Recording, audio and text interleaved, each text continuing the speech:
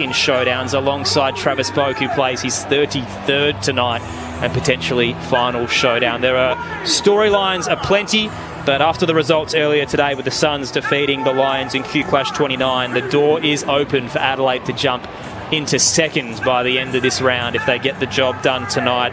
Earlier, Fremantle also winning Western Derby 61 over West Coast by 49 points. Some concern over Harley Reid, a lower leg injury after a set shot late as he was escorted off the ground. And Hayden Young, his first ever Glendinning Allen medal with 23 touches and 3 goals. We'll update you all with the games that happened earlier in the day and deep dive in them around half-time. But there's a lot to look forward to here tonight in the City of Churches. No late changes. Chase Jones, the sub for the 3rd consecutive week for the Crows, and Hugh Jackson with the vest for Port Adelaide. 0437 774 774 is the number to get in touch with us across the evening. We've done a little bit of the narratives in the build-up the last half an hour, but Jamo and Josh, how do you actually see this playing out tonight, considering that Adelaide come in as the heavy favourites and Port Adelaide will be riding the emotional aspect to try and get the job done? Well, I'll probably go back to last round where how good the Gold Coast and the Adelaide game was going to be, but the highlight for me out of this was Adelaide marked the football in Gold Coast 50 36 times last week, and the Gold Coast were only able to do it 8. In the defensive half, Adelaide marked it 78 times to Gold Coast 44, uncontested, and the intercept play or passage was 31-3. That's the biggest concern that I have for Port Adelaide again tonight, how good Adelaide's defence is. And then Adelaide are the #1 team from go to defence to score at the other end. So if Port Adelaide are unable to win the football back, slippery conditions, the rain is coming down now a lot heavier, so it's going to make it really difficult.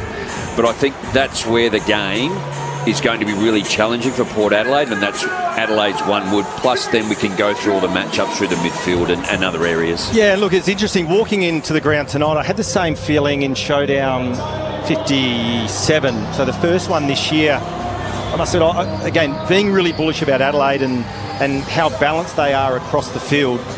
Back in Showdown 57, I was, again, really worried that it was going to be a blowout. And Port Adelaide that evening should have probably won the game. I think they had 20 more inside 50s. They kicked 1 goal, 6 in the last quarter, butchered a lot of opportunities, and Adelaide just got over the line.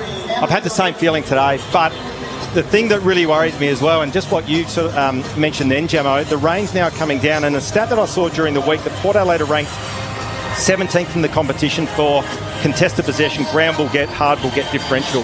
So the game in these conditions, that's what it's going to be, and that's my concern. 4 tools for Adelaide. They're sticking fat as they have throughout the season. That they probably want to play with them come September, so they've got to trial it. You know, it's interesting you say that, Aaron, and a lot of people today are talking about the weather and the 3 tools ahead of the ball in Fogarty, Thilthorpe and Walker. Where I think their real strength lies is their smalls. They'll be able to manufacture it in terms of rotation, so they'll only really have 2 tools on the field at any given time. Rarely will they, I reckon, will they have 3. But their smalls are ground living, and Rankin, Nilbullen, Keys, I reckon he's an absolute superstar, and other guys that can go ahead of the ball. I think that's their real strength. So, again, I reckon whether it's wet, whether it's dry, the forward structure that they have ahead of the ball, Adelaide, is so dynamic and so difficult to stop. And again, they get enough supply inside 50. Look out, Port Adelaide. And the firepower we spoke about, like in terms of the numbers, so you go Ben Keys has kicked 28, Alex Nilbullen 14, Isaac Rankin 25. You go over to Port Adelaide, Zach Butters has kicked 1 goal for the year. Ollie Wines has kicked 3 goals. And you go, Connor Rosie's kicked 8, but he's predominantly played half-back. So there's a real deficiency in that midfield to be able to score. You have a look, Jordan Dawson's kicked 13, Dan Curtin's kicked 10. And then you got the firepower up forward, 41 to Thilthorpe, 28 to Walker, 34 to Fogarty. It's the firepower up there and the options that they have, plus the pressure that those small forwards apply. And I reckon further to that, you look at Port Adelaide ahead of the ball. They got Lukosius and Georgiades. Georgiades, their #1 target inside 450. Their smalls aren't big goal kickers. So Burn Jones, Richards has come on in leaps and bounds in recent weeks. McEntee comes in. He's not a noted goal kicker. Neither's Berry, just a young lad trying to find his way at AFL level. So, again, I start to wonder if Georgiades doesn't fight, where do their goals come from? And Murray will go to him, I think, just too. You know, really strong and have that presence. If it's not him, it's Keane. But out of the top 5 goal scorers to Port Adelaide, he's kicked 50% of the score. So he is their main focus, and they don't have the options of another tall. They might send Sweet down there or Lord or something like to actually try, but they're sort of more of a makeshift, and they're still growing out, aren't they, too? But look, I think the matchups in the middle, we spoke a little bit earlier, Josh, too, about it. You know, like I think it'll be something like Drew will go to Dawson. I think that's probably going to happen, or maybe Bergman, as he did. Yep. I think Ollie Wines in the middle, it'll be Sam Berry. They can almost go head-to-head. And for me, I wouldn't mind seeing Isaac Rankin start half forward, because then you want to see what Connor Rose is going to do. Is he going to be in the midfield, or is he going to go back? And the hard thing for Connor tonight will be how damaging the small forwards are for Adelaide. It's going to possibly negate him to run and rebound off that half-back line. And then I think you get Jake Saligo goes to Butters to try and shut him down. So I think there's some real key matchups and personnel early in the game as to where the midfield's going to play out. For those just joining us out west, no, never tear us apart, because it is an Adelaide home game, but you would have heard it as part of the Hottest 100, In Excess winning the Best Australian Songs countdown, and number 2 was the Hilltop Hoods with Nosebleed section, who are also Port fans. So there's the little wins for the Power Faithful who've made the trip tonight in very wet conditions, and maybe a good omen for the pair if they could potentially get the job done in a huge upset here at the Adelaide Oval. There is another game on at the moment as well at Docklands. You can hear it on the ABC Listen app through the AFL button. Geelong up against North Melbourne. The Cats lead heading into quarter time by 16 points, 4-6-30 to the Roos, 2-2-14. Jeremy Cameron with 3 goals already in that matchup. We'll keep you up to date across the evening. 0437 774 774 is the text line as well. The coin toss has just occurred in the middle in the build-up to Showdown 58.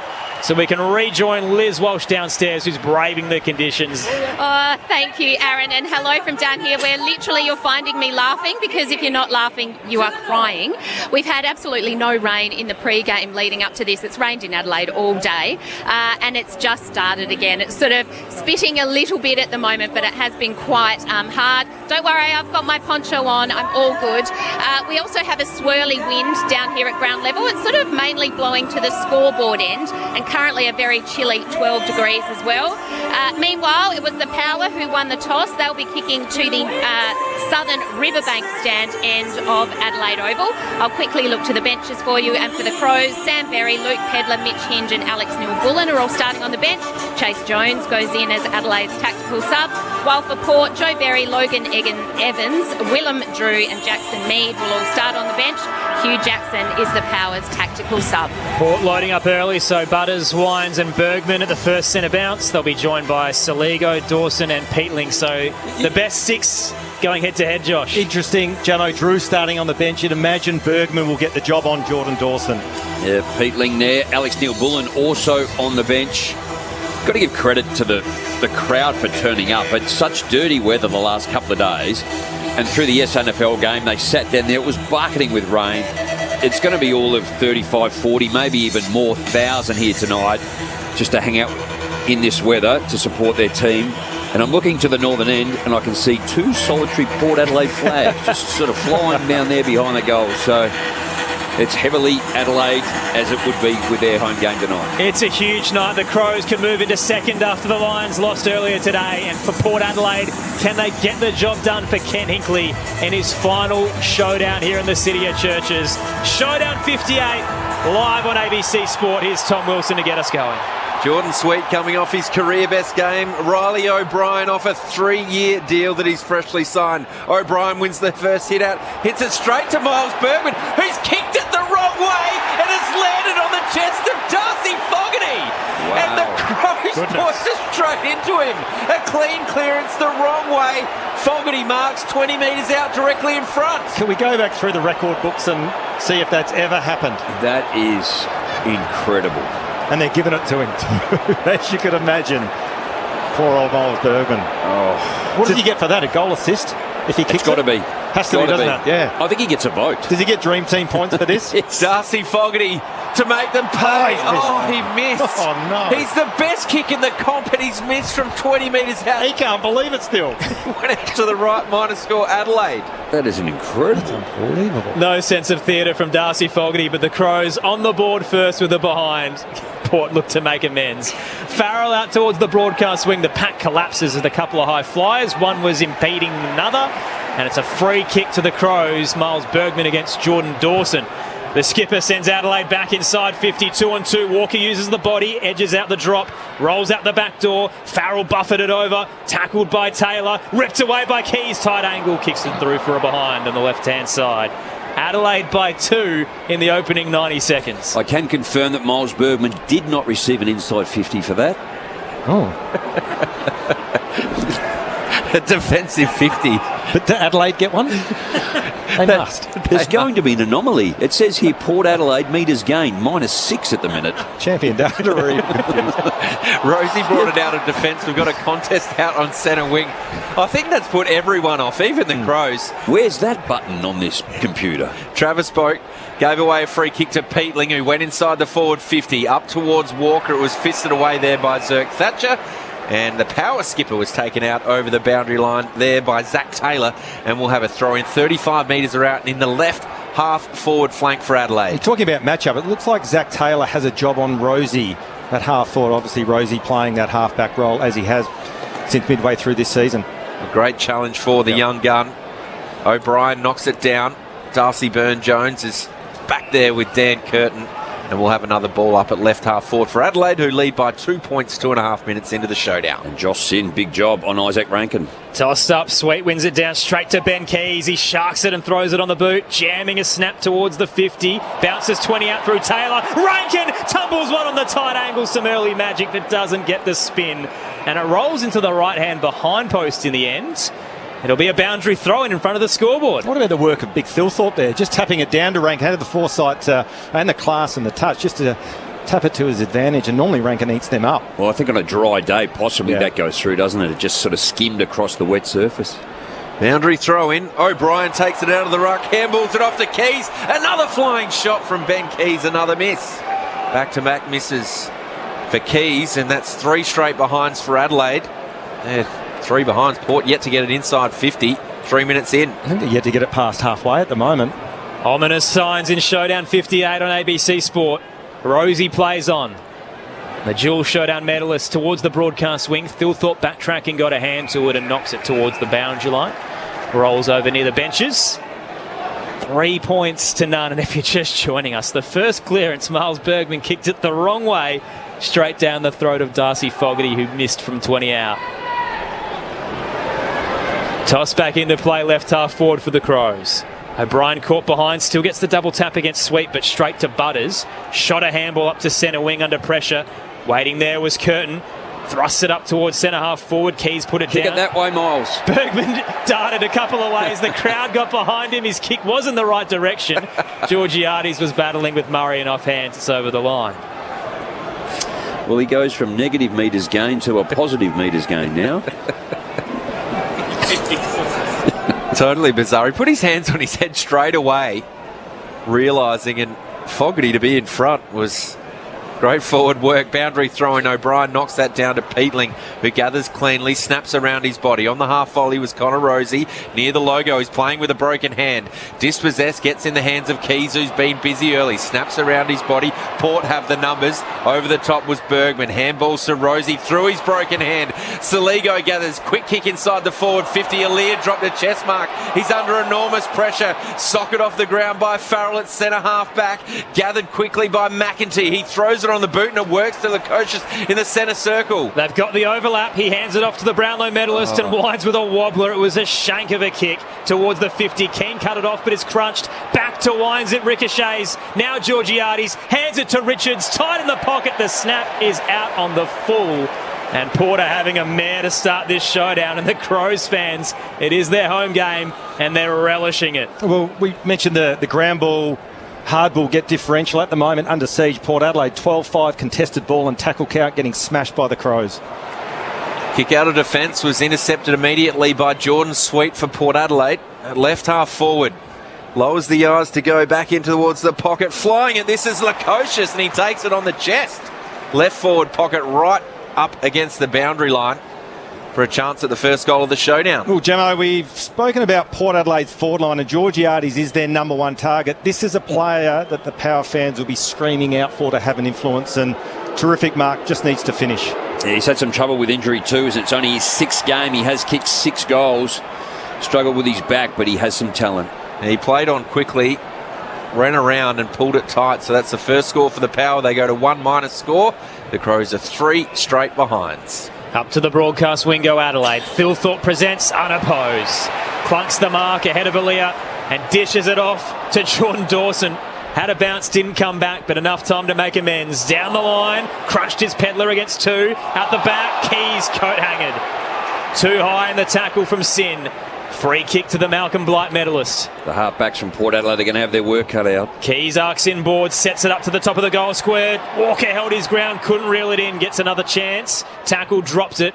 Aaliyah rushes it out of there. Up and under. Dawson flies, is collected up against Richards. It wasn't anything egregious, but it was enough to draw the free kick. And a set shot to come, 45 out for the skipper. Well, as we spoke about, Miles Bergman has the job on the skipper, Jordan Dawson. Already 2 free kicks for Dawson. And he's right in his wheelhouse at the moment. He's got a 3 to 4 goal breeze over his right shoulder. Distance won't be a problem here for the captain. Dual showdown medalist and the man behind the best moment in this rivalry. The right end as well for a set shot on goal. Dawson leans back from 50, starting right, coming back, but not enough this time. Hits the right-hand goalpost. 4 behinds for the Crows, 1 for the Power. 7 minutes in on ABC Sport. This is where they've been so strong in the past. They've actually been quite efficient up forward. And how they finish, it's a little unusual just to have 4 behinds. That's what it was. Won it for them in round 9. Jamo, Sin's got the footy for Port Adelaide. Kicks out of defence, winds, flies. Waiting at the back was Laird. Fires it back inside the forward 50. This is a high ball. Rosie's dropped another one. Should have taken that one. Rankin's using his fast feet to get it forward, but in the right spot at the right time was Brandon Zerk-Thatcher. Kicked towards the boundary line. The crowd are happy with that insufficient intent. Just talking about Butters as well. Dropped a couple of marks. You can't help but wonder if that hand's giving him a little bit of trouble. Just in terms of his confidence in handling the footy. Dawson with his 4th touch in 8 minutes. Squeezes it tight into the left forward. Pocket Walker's there. Fist came in from Zerk-Thatcher. Farrell gets the exit. They have the outnumber. Mark taken by Lukosius. Wants to play on. Dawson closes. He kicks down the line on the broadcast side. Miller are too good as he backtracks against Burn-Jones and cuts it off for the Crows. Central switches on. Michael Lanny heads to the eastern side. Cook. The late inclusion yesterday with Isaac coming out with a lower leg injury. Through he goes, centre wing up towards Thilthorpe, slipped through his mitts. O'Brien's at the back, he gets low, the big man, gets the handball out to Thilthorpe, low jamming kick, cut off by Sin, not cleanly. Handball did well under pressure. Lukosius slams it up towards the corridor. Clean bowled a few of Adelaide's defence, but playing quarterback, or the last man at least, was Mark Keane. He grabbed it at centre half back, chipped it to Josh Worrell. In all Australian form is the big man. Goes wider to left half back to Millera. You're getting a sense like Port Adelaide, when they do have the footy in the back half, they're just wanting to bomb it out. They're under pressure. Get it out of the area, isn't it? So he went into the centre square for Peatling. His kick had a little bit too much on it for Michael Lanny, but he chips down the line and finds O'Brien. He's playing well, the big man, fresh off that new 3-year deal. Heads towards right half forward, kicks long enough for the 50 and too heavy in the end for Thilthorpe as Aaliyah cuts it off. And to that point, yeah, Jamo, it's symptomatic of the hack kick forward out of your defence. It's just you're under immense pressure, which Port Adelaide are at the moment. The Crows by 3 in showdown 58. Over at Docklands, Geelong lead the Roos by 24 in the second term. Port with the footy. They get out of defensive 50 through Farrell. It's high, long and wide. Out on the full in front of the Odie stand. Free kick to Adelaide. Inside 50's 9-2, Adelaide's way. Clearance is 4-1. Contested ball 17-9. All over Port Adelaide at the moment. Another touch for O'Brien, who was closest to the free kick. And the ruckman does his best to kick in the Thilthorpe direction, but there's a reason why the tall timber don't often deliver by boot. It was wide and thankfully off hands over the boundary line. He's juggled the mark, unfortunately, so then it's been called out of bounds. So a boundary throw-in just inside Adelaide's forward 50. On the text line, Chips is listening in from Hilltop Camp, the Larapinta Trail in Central Australia. Wasn't expecting reception, so a nice surprise. Boundary throw-in gathered by Riley Thilthorpe. His quick kick forward's dangerous to Neil Bullen. The nibbler goes the dribbler! He's kicked it! And he gets the first of the showdown. What a recruit he's been, Alex Neil Bullen. And we're away. Adelaide 1-4-10. Port Adelaide 1 behind. 11 minutes gone here on ABC Sport. Well, it just had to happen at some stage, didn't it? The amount of football in Adelaide's forward 50. They probably just need to lower the eyes a little bit too and actually pick a different option at the moment. They tend to be going in and long and deep, and it is slippery. Adelaide haven't been able to mark it. Port Adelaide not as well, but just kicking it out, so they haven't got the reward for all the football they've had. I think the other thing as well is that when you get those limited opportunities, and Port Adelaide have only had 2 inside 50s to this point in the game, Jack Lukosius takes a mark and misses a soda. So you can still apply scoreboard pressure, but you've got to make the most of your opportunities, which he didn't a few moments ago, and Adelaide capitalised on that occasion. Alex Neil-Bullen coming off 31 disposals last week, 9 contested, 23 uncontested, 4 tackles, and I think it was 2 or 3 goals. Thoughts of Rod Jamieson and Josh Franco on ABC Sport. Adelaide by 9, out of the middle. Barry tackles Bergman. The ball bobbles out. And Neil Bullen, the man of the moment, brought to the deck in a tackle in the centre square. And one of the prime movers, or the prime mover for Port Adelaide, Zach Butters, just the one disposal, 1 handballs. Sitting on the bench at the moment, no influence to this point. Had a record 42 a few years ago. Tossed up, free kick. Just not working for Port at the moment. Hold going the way of Jake Saligo. Adelaide ball just wide of the centre circle. Currently up 9. He'll play on. Saligo, a showdown medalist himself, into the 50, long out the back. Walker, clean take, but flung it out. Rosie now tackled. Play continues. Curtin, Hollywood handball, no look towards Fogarty. Taylor back to Dawson. On the left, it's high. It's curling. It'll sit up on the line. 3 on 3 there. Alex Neil-Bullen centre. Couldn't control it. Knocked away up towards the scoreboard, and a tackle laid on Richards. Adelaide's hot. They're contested. And they feel like Port Adelaide are on the ropes early. What's the free kick count, Jamo? I'll have a quick look. Taylor Walker's thrown one there. He basically gifted it away for all the umpires to see. Free kick count is 6-0. They certainly missed one there. That's in favour of the Crows. Almost resulted in a goal. Gathered by Keys from the throw-in. He snapped around his body and bounces it through too. The number 2 with Adelaide's number 2 of the night. Big start from the Crows. They can taste it in their home showdown. 2-4-16. Port Adelaide 1 behind. 13 and a half minutes gone. Well, Gemma, it's interesting. When you're in a game like this and you're absolutely under siege, everything goes against you. You give away free kicks. You're doing things that you wouldn't normally do. You're hacking the ball forward without any composure whatsoever. But what I will say, Adelaide have come to play here tonight. They've dominated field position. They've dominated the contested ball, the inside 50s. And at the moment, the game is played on their terms. And you talk about Ben Keys and good recruits. I know we mentioned Dawson and Rankin. I'll tell you what, he was one bloke we didn't mention pre-game, and he's an absolute star in this Adelaide lineup. And already in Adelaide's forward half, 30 disposals to Adelaide. Port Adelaide only the 8. Uncontested 12-5. It's all Adelaide. Contested 17-3 in Adelaide's forward half, and now they're going to go in again. Yeah. Crows by 15, and another free kick in the centre bounce. Thilthorpe blocked out of it, gets the footy and releases Hinge into the scoreboard pocket. His kick was in space. Fogarty made it look good. On the bounce, a clean take. Aaliyah closes, but he shrugs him off. Tried to flare the kick. Good smother. Boak now with the handball to Wines. Kicks across the body up through the eastern side. He was looking for Berry. Battling there with Worrell. Dives on top of the footy. Richards rips it out. Couple of paddles. It's coming back. Advantage. Wines tries to take it. Handball smothered. Adelaide are everywhere. The walls close in.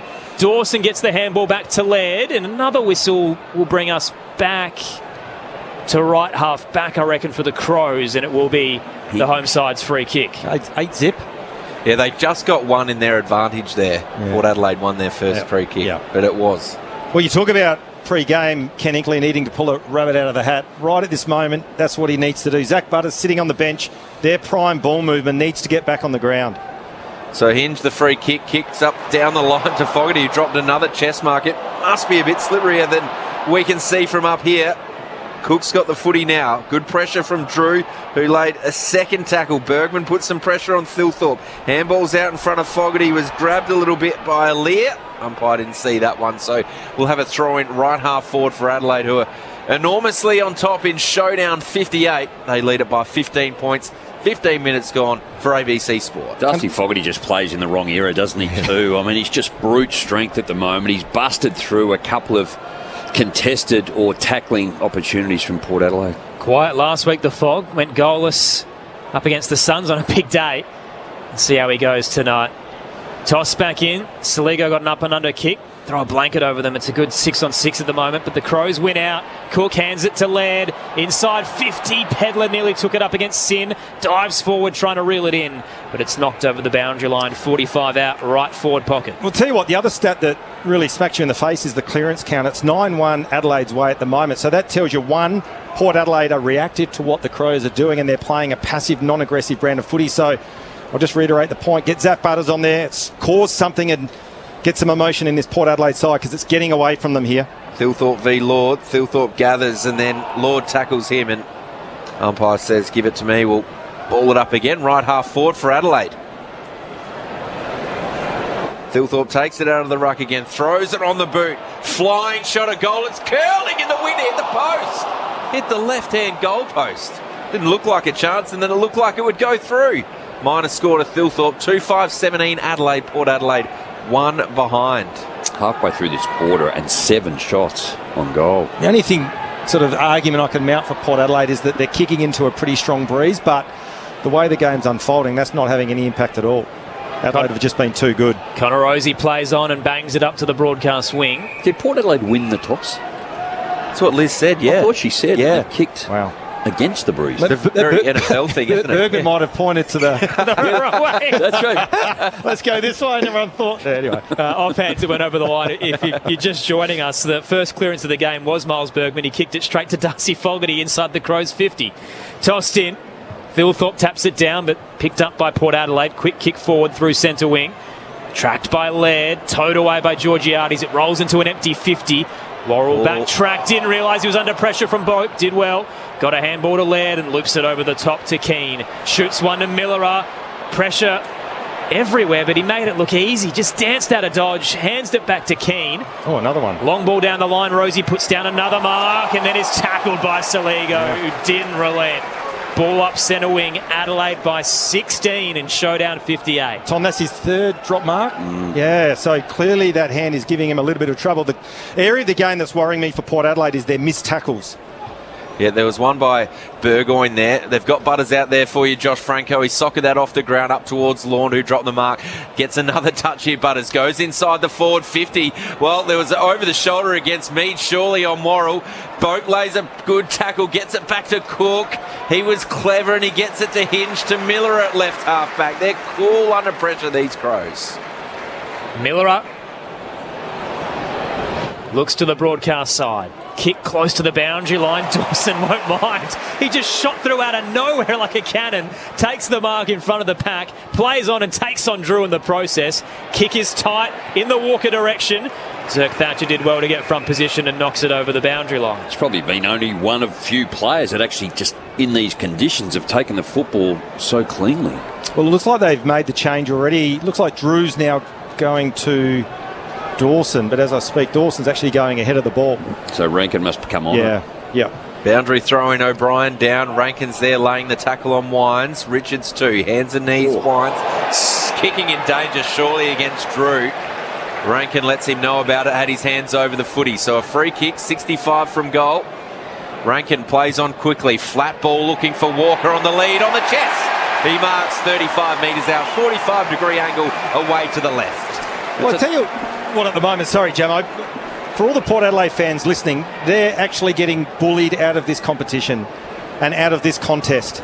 Adelaide's pressure around the footy has been outstanding. They can't get their hands on the footy at the moment. Clearance count is 11-3. Josh Carr would be pulling his hair out. What can he do? They need to start to get a bit of physicality, a bit of pressure on the ball and give Adelaide a bit in return, because at the moment the Crows are dominating them. The veteran Taylor Walker, that's come off his ankle. Started way right. Snuck in for a minor score. So they're keeping him in it. 2 goals, 6 Adelaide. Normally a great set shot team in front of goal. 2-6-18 Port Adelaide. 1 behind, 20 and a half minutes gone first term. Maybe it is symptomatic of the attitude of Ken Hinkley in recent weeks, what we're seeing here from Port Adelaide.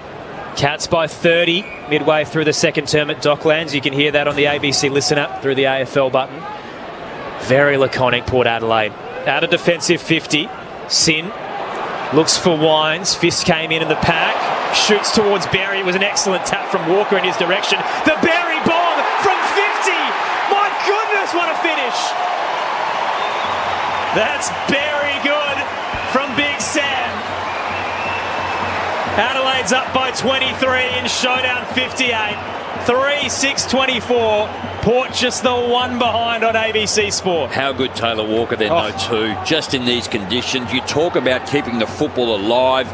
Difficult to take, but he just saw how smart that was. It came out big, spoil. I think, was it Murray or Dawson, and then down, and then just one big right-handed slap straight into Samberry's lap. Liz Walsh on the boundary. Just on the conditions down here, guys, it's not actually raining at the moment, but the grass is actually really quite wet. And the players, you are noticing it, certainly slipping and sliding a bit down here. The wind is still blowing too. Oddly, we've got quite a bit of rubbish just in front of me. Thanks to Liz Walsh. Crows lead it by 23 points, looking for another clearance. Drew v Saligo.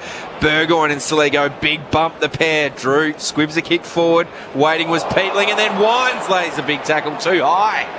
And it's on in the middle of the ground.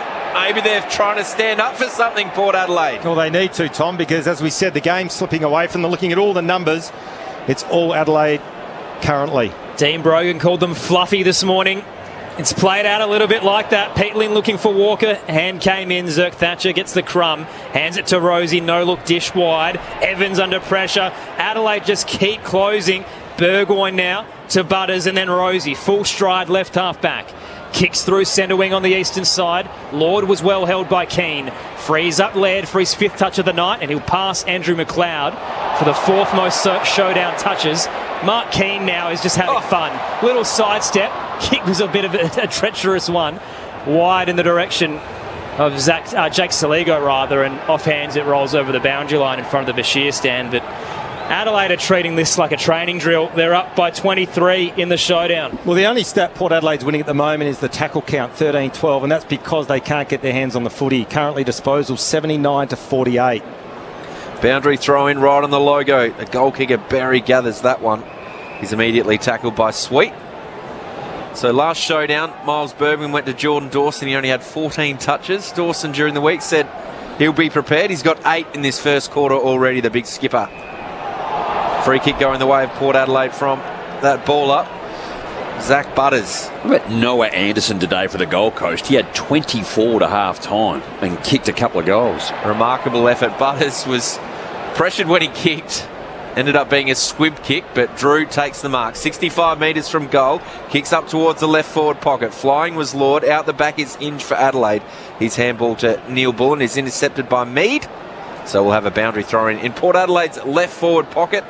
It's the showdown for ABC Sport. 24 minutes gone in the first term. Well, the other stat that there's a glaring differential is the free kick count. 10-1 Adelaide's way, but it doesn't seem like that they weren't there. It seemed like they're all, the umpires doing a reasonable job at the moment. Well, easy when you're first to the footy, isn't it? To draw the free kick. Tossed in, O'Brien quickly wrapped up on the drop. That's exactly right, Aaron. Well, I think the intent, isn't it, too? They want to get at it, but they actually just need to slow it down and have that purpose rather than just go reckless. 25 out from the power goal. Sweet takes it out of the ruck. O'Brien wrapped him up. Saligo slipped backwards and missed the ball drop.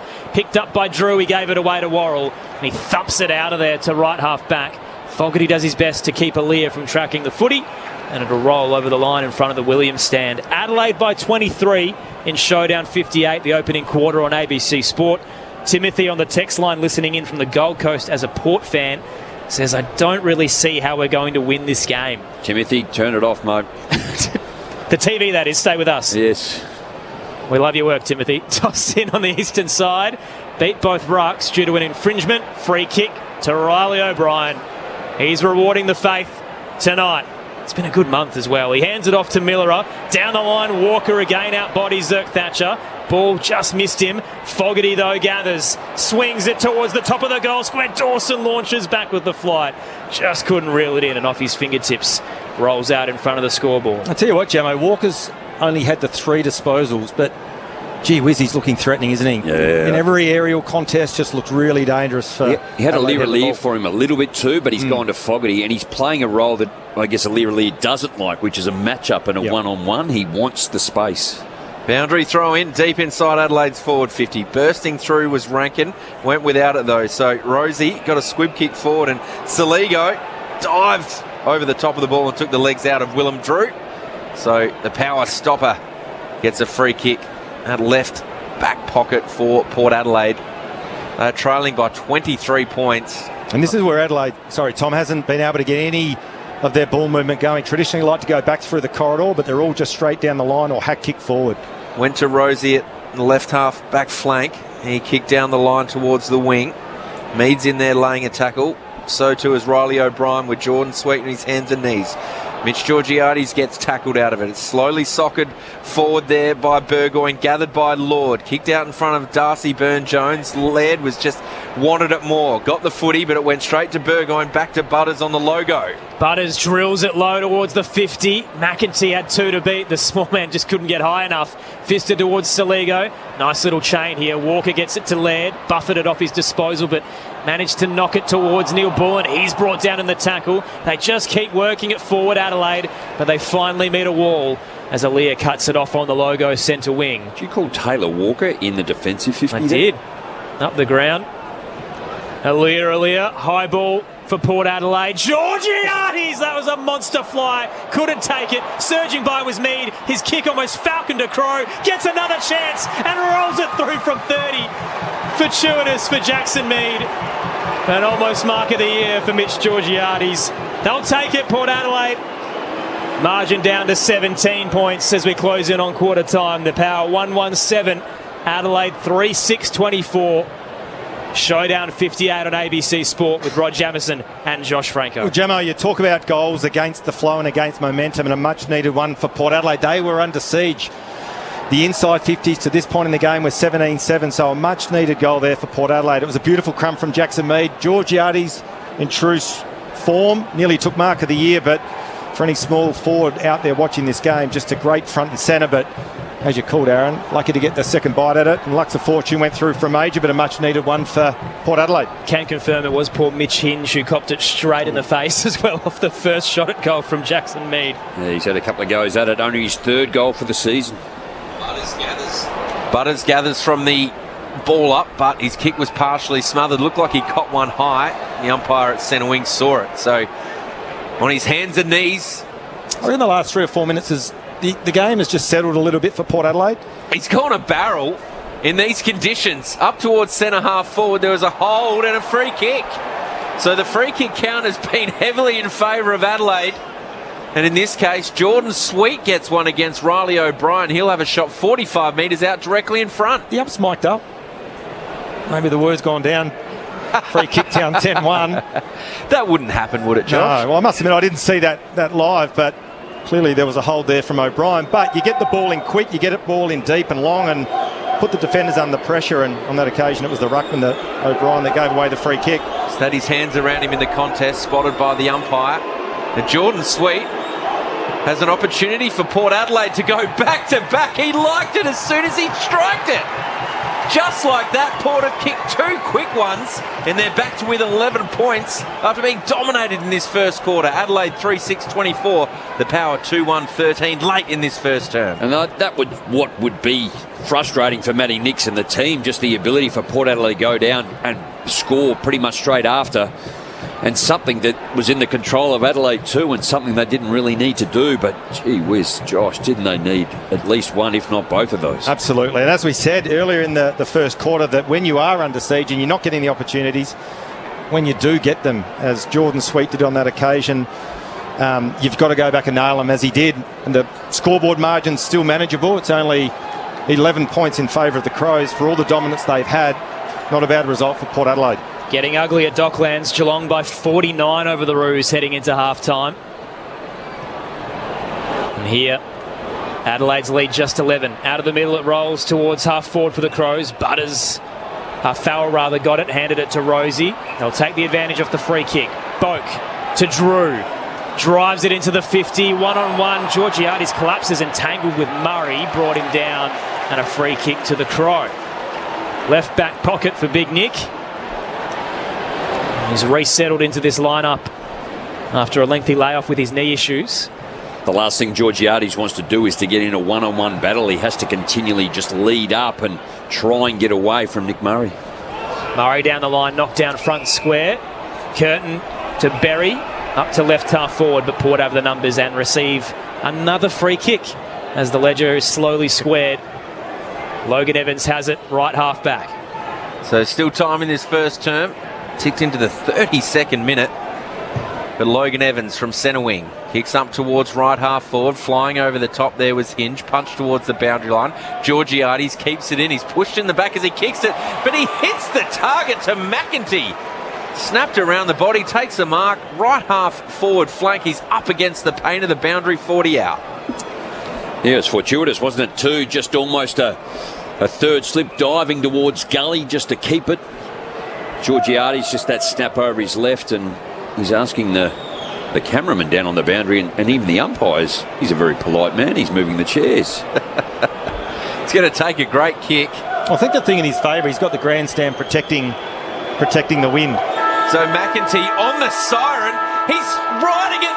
That is an unbelievable goal from Jed McEntee. Wow, it had to be perfect.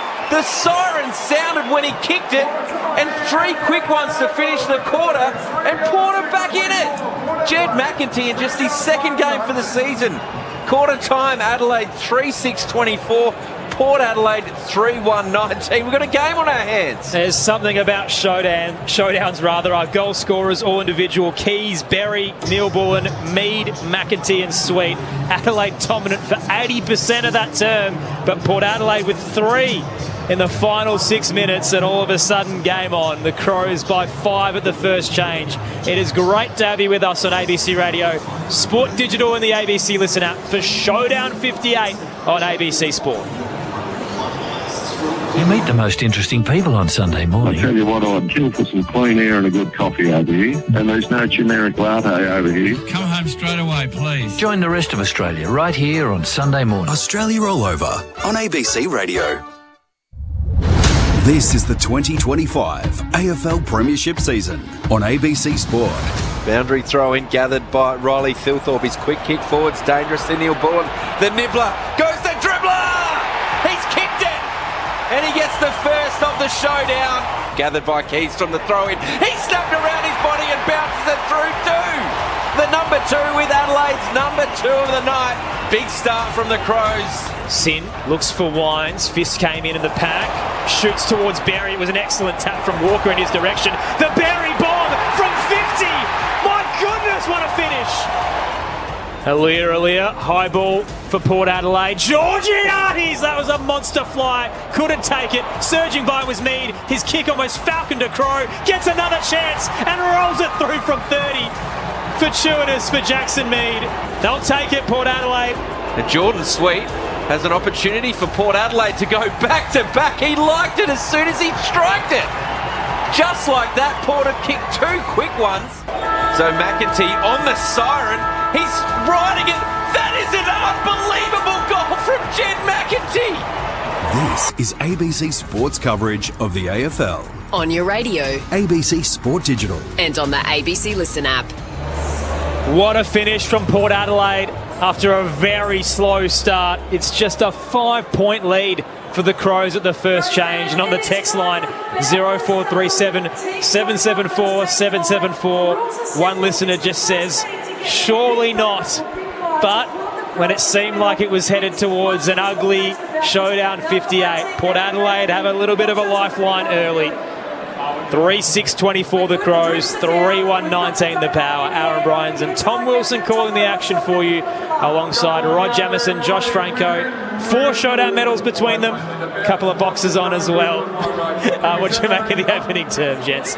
Well, it was an unbelievable game of footy, as you said, and as you called, Aaron, probably at the 25-minute mark of that first quarter, it was Adelaide by how much? And in true showdown form, Port Adelaide were able to switch momentum and flick the switch and able to hit the scoreboard, and who would have thought the margin just 5 points at quarter time. And if you looked at all the KPIs, the contested ball plus 16, these are in favour of Adelaide.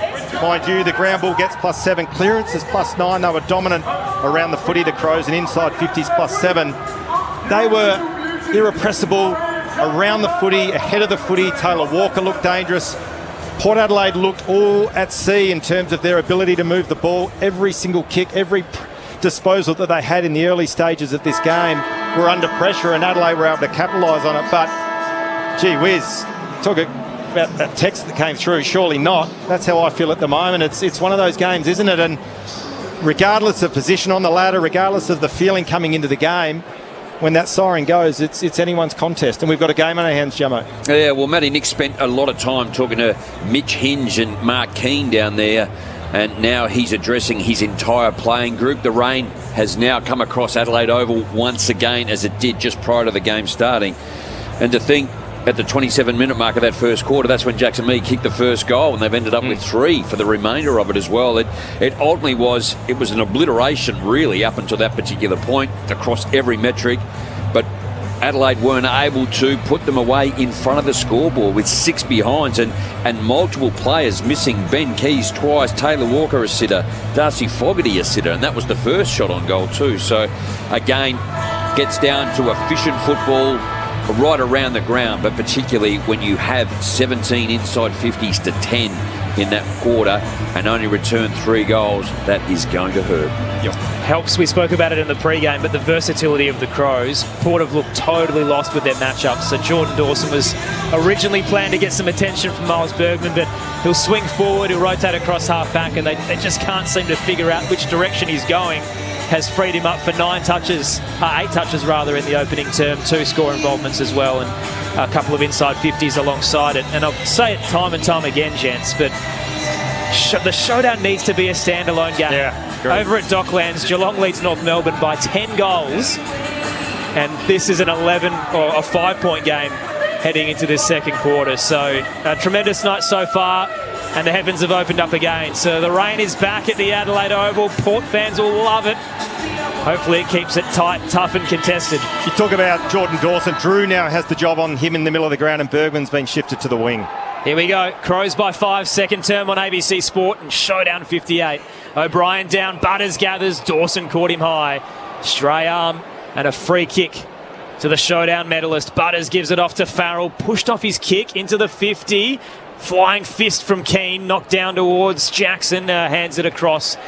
And Port Adelaide now move it out towards the broadcast wing. It was McEntee rather with the exit. Rankin gathers, kick up towards right half forward. Lockie Jones committed the body on Dawson. Almost did a full front flip as he was tunnelled in his commitment to the spoil, and over the boundary line it goes. What about the courage of Dawson as well? Coming back with the flight of the ball, not knowing what's coming, and took the hit well. You don't want Lockie Jones coming at you too, as he just flexes his right leg. He started deep on Darcy Fogarty. Alir on Phil Thorpe. Boundary thrown, it goes over the back to Richards, to Boak, to Butters. He's getting going now, Zach Butters. Kicks up towards centre half forward, hits the leg of Lord, gathered by Miller. He was very clean. Handballs to Michael, and he finds Peatling on the logo. They've got runners now, the Crows. Saligo bides his time, looking for his ideal one-on-one up towards Thilthorpe. Looked like Alir had the jumper, got the fist away. Quick kick from Farrell towards centre half back, and Dawson jumped early. Looked like he completed a mark, just hit the deck.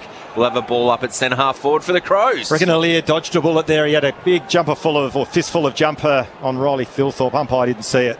Adelaide by 5. Wet night in the city of Churches. O'Brien taps it down. Peatling slides in. Can't gather. Butters shoots a handball wide. Towed out of a volley by Rosie towards Bergman. He's brought down in the tackle, holding the ball. Braden Cook gets the free kick just inside 50 on a slight angle to the left. He's got a decent foot too, Braden Cook. Yeah. He's got this distance, albeit in these conditions. Adelaide seem to be really clean with the football too, or a lot cleaner than Port Adelaide are right across that half-back line. Wayne Miller, Laird, we know, who's huge experience, a lot of time in the midfield, but spent most of the year this year in the back line. Made his debut in showdown 50, Braden Cook. Just his second game this season, though, for the first rounder. He'll open the angle, the kicks across the face and short. Slip through everybody. Sweet dives down the big ruckman. Handballed it into Alir's shins and now has to get rid of it again. O'Brien wraps him up. Crowd wanted a free kick. They'll get a boundary throw instead. What, he's lucky there. I thought he should have handballed it through the points. He wouldn't have been pinged for deliberate, but rolled the dice, getting it out of bounds. He's pretty lucky there. It did just spill out in the tackle, but playing with fire there, Jordan Sweet. Deep in the Crows, 50. O'Brien to the front towards Peatling. Jones was good and strong, won the footy. Chucked it on his left boot, out of defence. Not out of danger yet, though. Fisted away by Drew. Quick pick by Richards. It was touched. Keane flings it back inside the forward line. And Peatling takes the mark 40 metres out on a slight angle away to the right. Tell you what, Keane did that superbly then. Just watched him. He didn't commit to the contest. He backpedaled a little bit. Under these conditions, sides are always going to hack the ball forward, as Port Adelaide did on that occasion.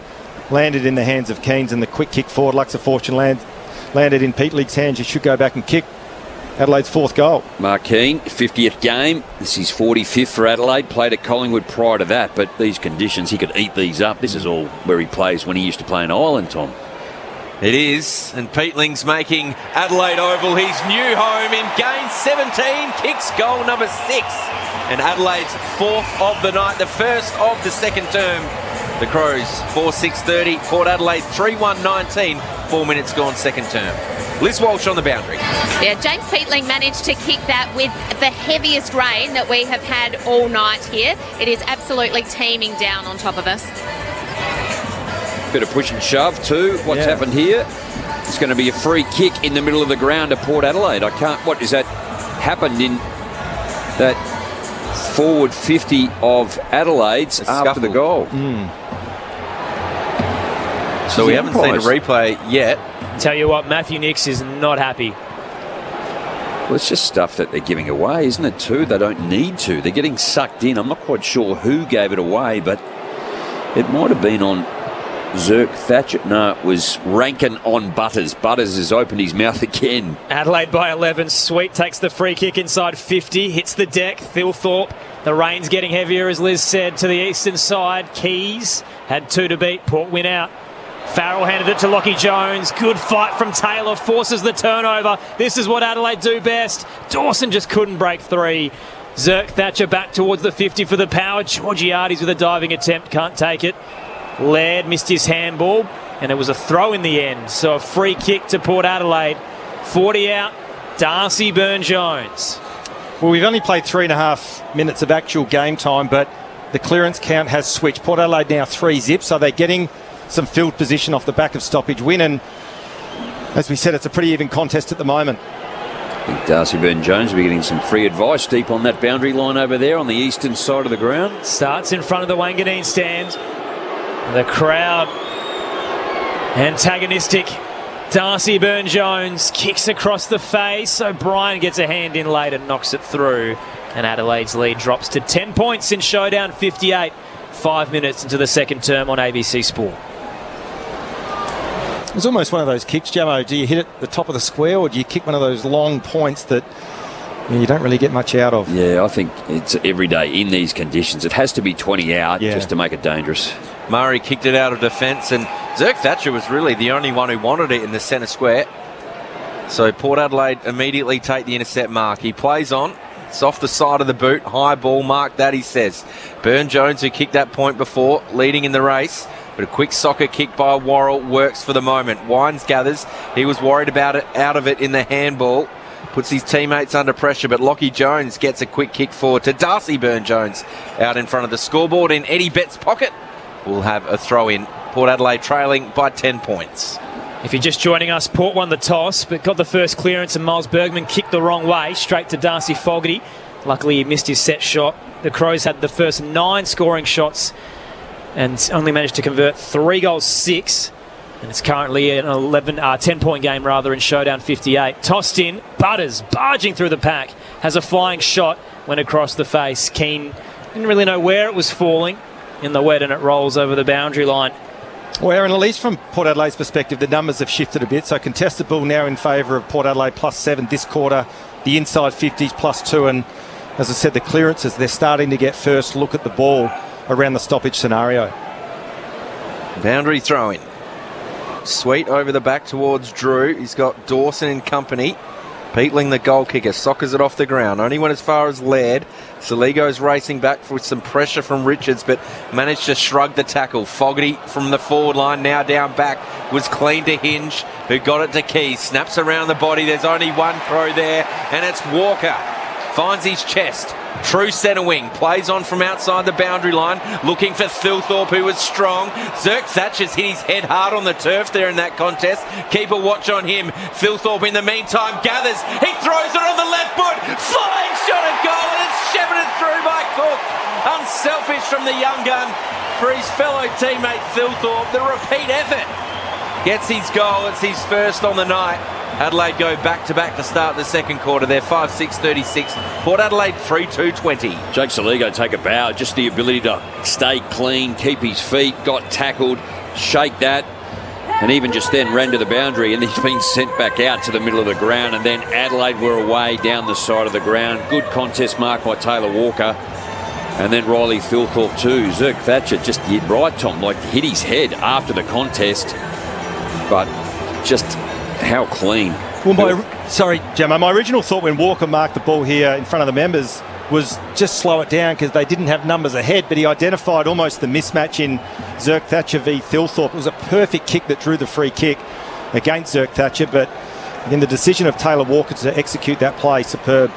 Crows by 16, showdown 58 on ABC Sport. O'Brien down, Dawson ricochets off his shin to Saligo, sliding tackle from Drew. Ball up to come, still in the centre square. Geelong by 9 goals at half-time over the Roos at Docklands. You can hear it on the ABC Listen app. O'Brien down, picked off by Wines, got it to Burgoyne, jammed a kick towards the 50, too low. Hinge cuts it off, trying to break free is Michael Lanny, got it to Curtin, handball under duress, missed its target. Burgoyne picks it up for Port, left half forward, tried to dish it off. Crunching tackle on Barry by Neil Bullen. Ball up to come close to the boundary line. Just assessed it really quickly, didn't he, too? Anticipated, and then the tackle came and he just rolled with it. Sweet knocks it forward. Drew tries to do the same. Burgoyne gets an inside 50, but Hinge coming out fast to Sam Berry of the Crows. Handballs forward. Gathered by Mead. He handballs to Wines for Port Adelaide. The Brownlow medalist inside the forward 50. The Crows have the numbers, but Port bring it down.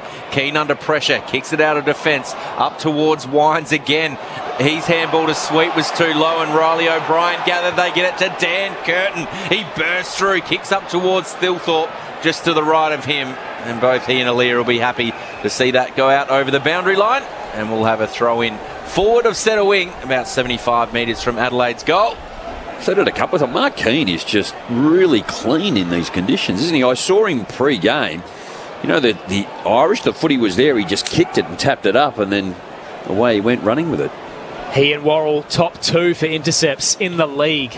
Adelaide's defensive profile just grows and grows, much like the rain here at the Adelaide Oval. Free kick off the boundary throw-in. Connor Rosie receives the free kick. Disposal number 10 for the skipper. High up through the broadcast swing. Couple of Crows fly. Dawson and Murray impede each other. Picked up by Georgiades. Shoots at central. Lockie Jones inside 50. No one really there. Adelaide will backtracking. Bergman's got a bit of pace though. Worrell took his time. Gathers. Realised he was in trouble. Handball wasn't great. Hit and hope. Michael Laney did well. Up against 3. Part of the seas. But his kick was a little rushed. Out on the full. Free kick to Port Adelaide at right half forward. They're down 16 points in the second term. It is belting down. Isn't it? It is. The pressure from Port has certainly lifted. Yep. Without looking at the stats in front of us, their intent at the player when the contest is there is much better this quarter. Long kick inside the 50 from Evans. Punched away by Dawson. Keys with a quick kick round the body. Not the required distance. It was grabbed by Lockie Jones. He handballed to Richards, who's gang tackled at right half forward, and we'll have a ball up on the paint of the 50. Put a roof on here, Tom. You've been pushing hard for one in Tasmania, Jamo. Good to see you're on board here. Bergman gathered from the contest, but Sam Berry, who's having a good night for the Crows, smothers that kick, and we'll have a boundary throw in now at right half forward. Well, Gemmo, just on those numbers, they have flipped on their head. Contested ball, clearances, inside 50s at the moment, 10-4 Port Adelaide's way, but Adelaide have only gone in 4 times inside their forward 50 for 2 goals. Port Adelaide 10 times for just the 1 point, so they've got to make the most of their opportunities when they enter forward 50, the power. Crows by 16 points. O'Brien tries to win the tap down. Sweet, though, gets the toe. Up towards the 50. Drew does the same. A soccer that clean bowls everybody. 10 out from goal now. Edged away from the footy is Lukosius. And sliding in a couple of tackles late in front of the scoreboard. It is heaving here in the City of Churches. It's been on and off all day. Poor Liz Walsh is donning the layers. O'Brien down straight to Butters, kicked over his head. Magic trick, but didn't quite work. Laird cuts it off and catches a knee for his troubles as well. They didn't pay the mark. So it's going to be a ball up, 35 out. There's a little pool of water in front of Liz. There's every chance she could drown down there. Sweet down. Mead head over the footy, couldn't extract it.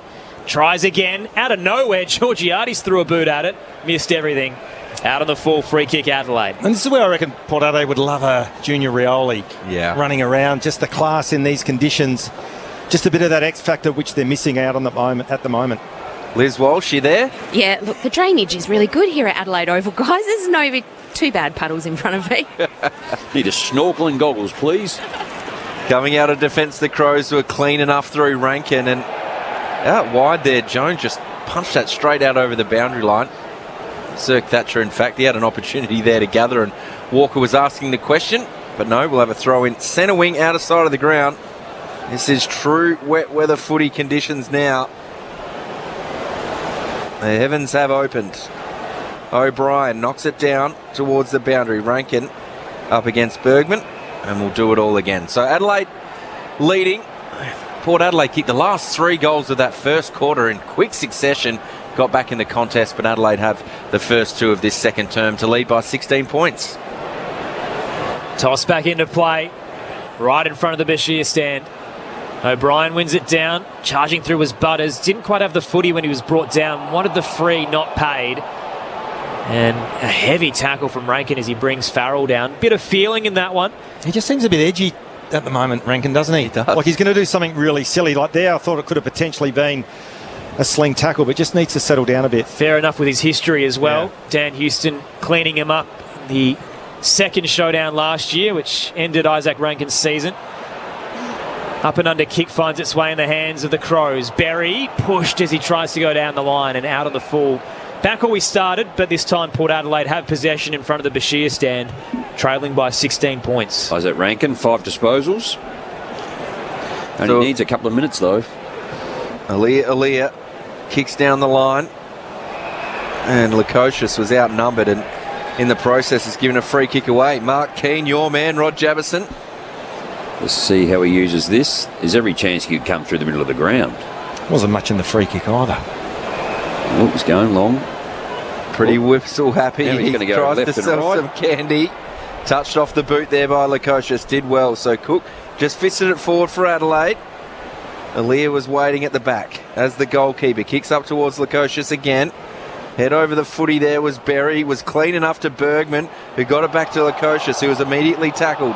Bergman tackled by Cook. Gets the ball inside the forward 50 in front of McEntee. And Laird gets a hand in there to knock it out over the boundary. We'll have a throw in. 35 metres around from Port Adelaide's goal at right half forward. Closest margin of the day so far. So Q Clash 29 was a record 66-point win for the Suns, which has left the door ajar for Adelaide to move into the top 2. And Freo won Western Derby 61 by 49 points. Inside 50, kick for Port Adelaide. Georgiades on the goal line. Something special. He reeled it in with one arm, fended off, and then volleyed it through. The goal umpire not overly convinced with that battle with Nick Murray, but I reckon Mitch Georgiades has done a tremendous job here off that quick inside 50 entry from Farrell. I don't know. Without looking at the replay, I think Keane's suggesting that he's either kicked it or touched it. Murray has got his fingertips to it on a desperate dive. Yep. And Georgiades will be denied. Adelaide's pressure wins out once again, and their lead will be 15 points in showdown 58. I'll tell you what I will say, I can't believe the transformation in these numbers. Clearance is 11-1 Port Adelaide's way. This quarter, inside 50s 13-4. Contested ball 31-19, so there's been a complete flip, yet Port Adelaide unable to get any scoreboard pressure. The only concern for me with it, Josh, as well, and again, the conditions are really difficult, but Port Adelaide are 31 kicks. They're going at 26%, so they're actually not just finding it. They've had one mark in this quarter. Adelaide have had 24 and going at 50%, so even though the conditions are extremely difficult, they're a little bit cleaner with the football. Yep. Taking their time with this review, seemed pretty clear cut, and the soft call was touch, so that's an interesting one. It's inefficiency going inside 50. Are they thinking of whether it's ricocheted back to Georgiades' boot. So the kick was touched, but then it's gone back onto the toe. I just think the connection in Thailand's probably a little delayed. The vision is very blurry, isn't it, Jamo? The rain's not helping the signal, is it? It's certainly touched. But has it gone back, is what they're checking, and the crowd is getting very restless. Here we go. No, he's kicked it into the top of the right arm of Nick Murray, and then it's just dribbled over the line. He hasn't got his foot anywhere near it after that. The score review seems to agree with you, Jamo. So it'll be a behind umpire's call. I wonder if I can add that to my playlist. About 2 minutes, that was. A multiple job. Yeah, you should. Greg Swan won't be happy. Adelaide by 15. That's where cricket and tennis do it better, don't they? Yeah. When they review something, they pretty much get it done very quickly. And it's pretty clear-cut normally, the outcome as well. So Miller kicked that out of defence, and there was a free kick against a Port Adelaide defender. So Riley Thilthorpe's got it defensive side of centre wing, kick short to Neil Bullen, and Burgoyne was happy with that because he got a fist in and got it out over the boundary line, right in front of the power bench. Just under 10 minutes remaining in this second quarter. It's going to be a long one, Jamo. We're up to 19 minutes. Adelaide by 15 points. So boundary throw in, Lord v Thilthorpe near the logos, and Thilthorpe too strong. That trusty left foot works again. Finds the chest of Fogarty, 60 metres out. He rolls round, pumps his big boot into that towards Walker. And Dawson, Walker was waiting at the back. He's got two. He smashes it home and into the stands. 3 in a row for the term for Adelaide. They're 6-6-42. Port 3-3-21, almost 20 minutes gone. Jamo, that's the difference, isn't it? The efficiency going forward for Adelaide v Port Adelaide. 5 inside 50s for 3 goals. Port Adelaide 13 for just the 2 points. And on that occasion, Thilthorpe too big and strong. And Ollie Lord almost conceded front position, but Thilthorpe too big and strong manoeuvred him out of the ruck contest. And then in these conditions, surge forward, and Taylor Walker, he's playing a game and a half. Just, we were talking about whether you possibly would sign him again for another year, isn't it? I mean, it's year by year, and you could manage him through. Yep. He could play half the games, and still he takes a key defender and allows the flexibility. But Zerk Thatcher at the moment, he's just smashing him in terms of the physical side of the game. The questions were big whether he'd play on last year. Well, that's not even a discussion because he's probably going to. Yep, not at all. Adelaide by 21. Neil Bullen out of the middle. Low spiral up towards half forward. Clean tap. It was a paddle backwards from Rankin. Excellent vision of Thilthorpe. He releases Keys. Kicks a little long and wide for Pedlar and rolls through for a minor score. But that was excellent craft from Rankin. Well, that's where you sense if Adelaide can fix their stoppage, lack of inability to win the clearance from the stoppage scenario. If Adelaide can fix that this quarter, they do look really threatening ahead of the ball. Farrell long from the kick in. He's got a beautiful kick, hasn't he? He does. Lord got hands to it. Went to ground though. Burgoyne's on his hands and knees. So too is Peatling. He's done that well all season, the recruit. Working hard with his fellow recruit, Neil Bullen. Peatling again. Pulled off the footy, hinge head first. Peatling goes. It's a bit of a scrap. Logan Evans does well to get a quick kick away, but it's intercepted by Laird. Then he throws it on the boot, and Alir takes the mark against Darcy Fogarty at right half back. Crowd sticking around. They're all in their ponchos. Wet night in the festival state. Kick down the line. A couple of early launches. Worrell committing alongside Ollie Lord. And a free kick going to Mark Keane amongst it all. Yeah, against Ollie Lord, I think it was. So Keane wide on the 45 to Neil Bullen. Drives a penetrating kick to the 50. Fogarty forced to spoil against Alir. It'll come back to him. Tries to barge past Evans. Rides the contact over the boundary line, 30 from home. Adelaide by 22 in showdown 58. Still 8 minutes to go in the second term on ABC Sport. Well done, everyone. It is bucketing down here, and no one is moving. They've got ponchos on, and they're sitting out in the rain. They've waited a while, the Crows fans, Jamo, to be in contention again. A win tonight, they'll go to the top of the table. Burgoyne with the clearing kick. Hinge there with Boak. Boak bumps him off it, and it dribbles out over the boundary line at left half forward for the Crows. I know the Adelaide faithful don't envy or respect the Tigers, but they'll be barracking for them tomorrow against Collingwood if they do end up at the top of the table tonight. Another big game next Friday, Aaron. Adelaide and Hawthorn. Such a great contest. Were you there at that one, Jammer? I can't remember. Which one's that? The Launceston game. Yes, I was. He remembers. Brass monkey weather. I think everyone knows you were there, Jammo. I tiptoed home. I couldn't feel my feet. I Adelaide, had to give Mick Moldhouse a hug just to make sure my blood was pumping around my body. Adelaide by 22. Tossed in left half forward for them. A little shallow for the Rucks. Rankin pounces. Kick, though, under pressure, went up and under attacking edge. Waiting underneath it was Michael Lanny. Just couldn't take the mark. And shot off his chest towards a teammate who's wrapped up in a couple of tackles. Neil Bullen, the man off the deck, will get a ball up on the eastern side. Seemingly just gets heavier and heavier, this rain. Out of the stoppage, diving handball from Rosie, flicks it to Evans, threw it off a step up towards centre wing, bouncing wide of Boak, hinges there as well, and the veteran escorts him over in front of the Odie stand. Does Travis Boak play on Josh Franco?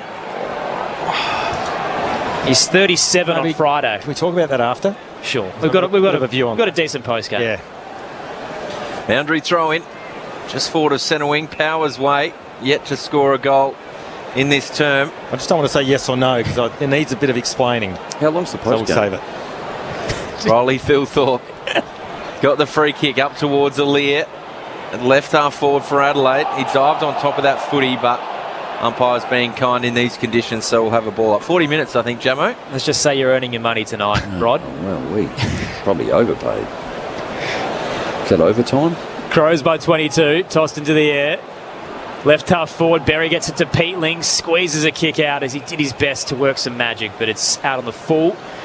Right back pocket for the Power. So they're yet to score a goal in this second term, despite the fact they've been pretty level in terms of the stats. They were dominated the first 80% of the opening quarter. 3 late goals into quarter time to make it a contest, but just haven't been prolific in their attacking 50 so far. Liz Walsh downstairs. It is absolutely pouring now, so the puddles are actually starting to form around my feet, but I just wanted to let Jamo know I'm a really good swimmer, so I'll be okay. It's only battery, isn't it? There's no electricity down there? I think it's a battery. Boundary throw in. Joe Richards had a fresh air swing. Saligo was clean to Rankin, who goes inside the forward 50, a one-on-one contest. Pedler looked like he pulled Bergman off the footy. He did. So Miles Bergman, who's worked his way into defence, has the free kick for Port Adelaide. We sit in a privileged position here on the western side of the oval, but you've got the city end and it looks like the rain's coming right to left, and then you look at the northern end and it's actually coming left to right. It's almost just swirling in here. Bergman went long, and Rosie, who's dropped every mark his way tonight, has managed to bobble that one in the worst conditions we've seen. Got it across towards Berry, up towards the 50, and it's an awkward bounce for Boak.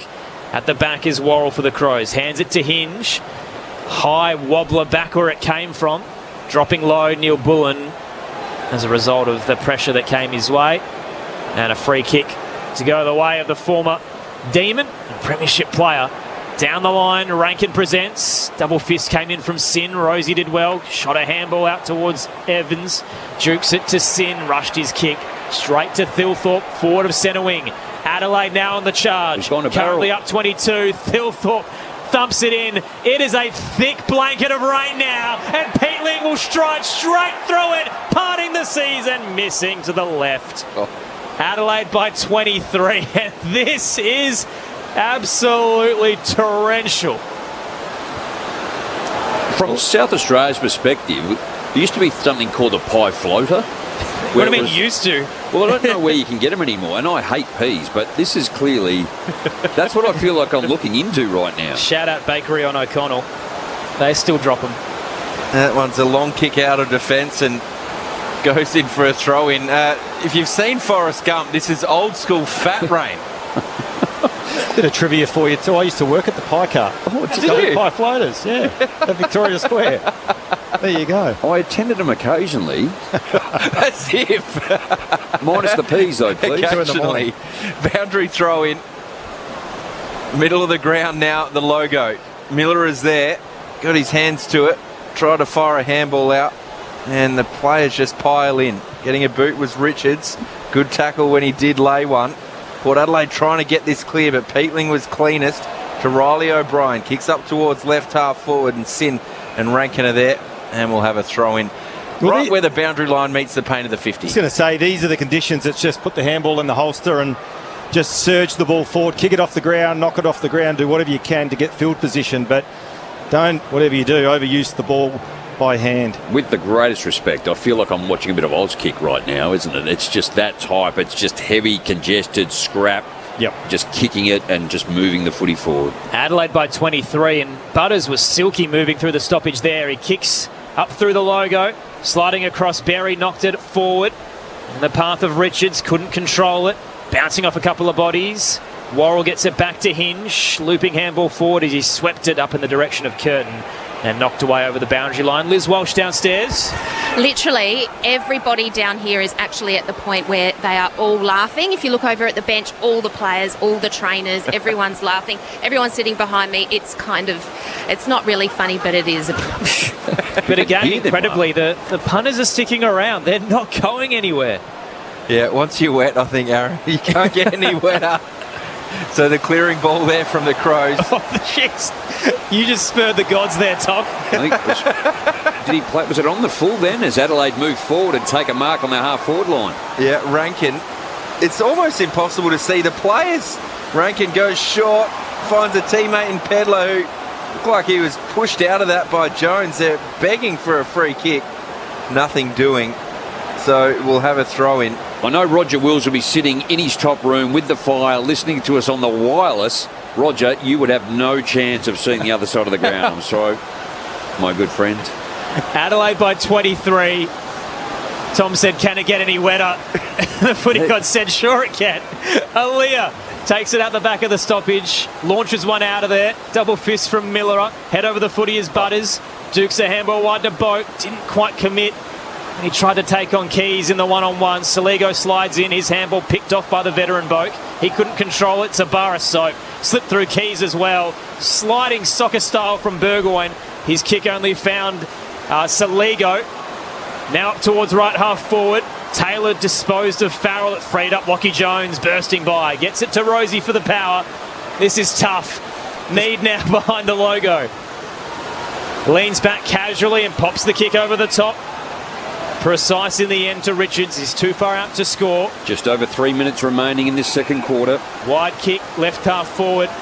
Mark taken by Wines. Can he see anyone inside the 50? Through this thick blanket of rain, he sets it up top of the goal square. Fist comes in, front and square. Berry, kick smothered. Central ricochet, and it's gotten heavier. Picked up by Sin. Kicks up and under across the goal face. Burgoyne's tracking in front of the scoreboard. Why do you want to play footy when you see this kind of stuff? Michael Annie leaves it for Laird. Handball across to Rankin, left half back. Check side exit, tumbles towards Sweetie, fumbled in the wet. Caught in the tackle now. Bergman slides in and took out the legs of Pedler. Free kick Adelaide. Take a breath.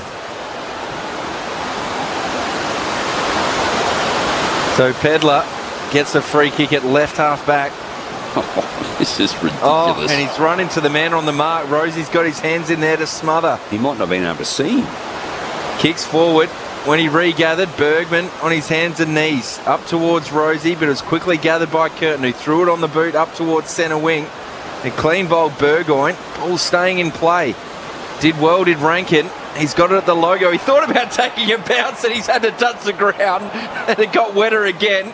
His squib kick forward obviously didn't work. Went to Port Adelaide. They kick it back up towards right half forward. Flying was Rosie's taken a mark 2 by the Jerry. Oh, that is rude. That is rude, umpire. That was a mark in these conditions. And he hasn't taken one all night, has he? He's hardly taken one on the chest when it was dry, Josh. The umpire throws it up. Sam Berry for the Crows. Up towards the logo. One-on-one contest. Drop marker Lear. Socket forward by Taylor Walker. It's a foot race on. Under pressure. Sin did well. It was Lord, in fact. Got it back. The quick kick around the corner didn't work. Neil Bullen. The numbers favour the Crows. Rankin!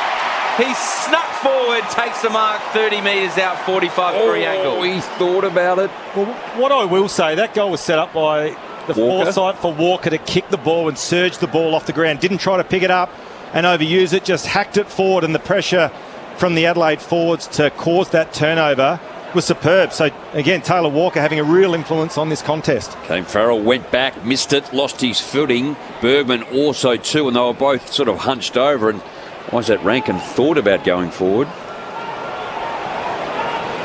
So Rankin, 7 touches this term. And he just pops it straight through. And he says, this is my house. This is the Crows' house. 4 straight goals in this term for Adelaide. To none from Port Adelaide. They go to 7-8-50. Port Adelaide 3-3-21 late in this second term. And Jamo, good players make the difficult look easy. Even that kick there from Isaac Rankin, he was only kicking from about 30 metres, but with a wet, heavy ball. We haven't had a goal kick for quite a while. That's still a good finish from the young star.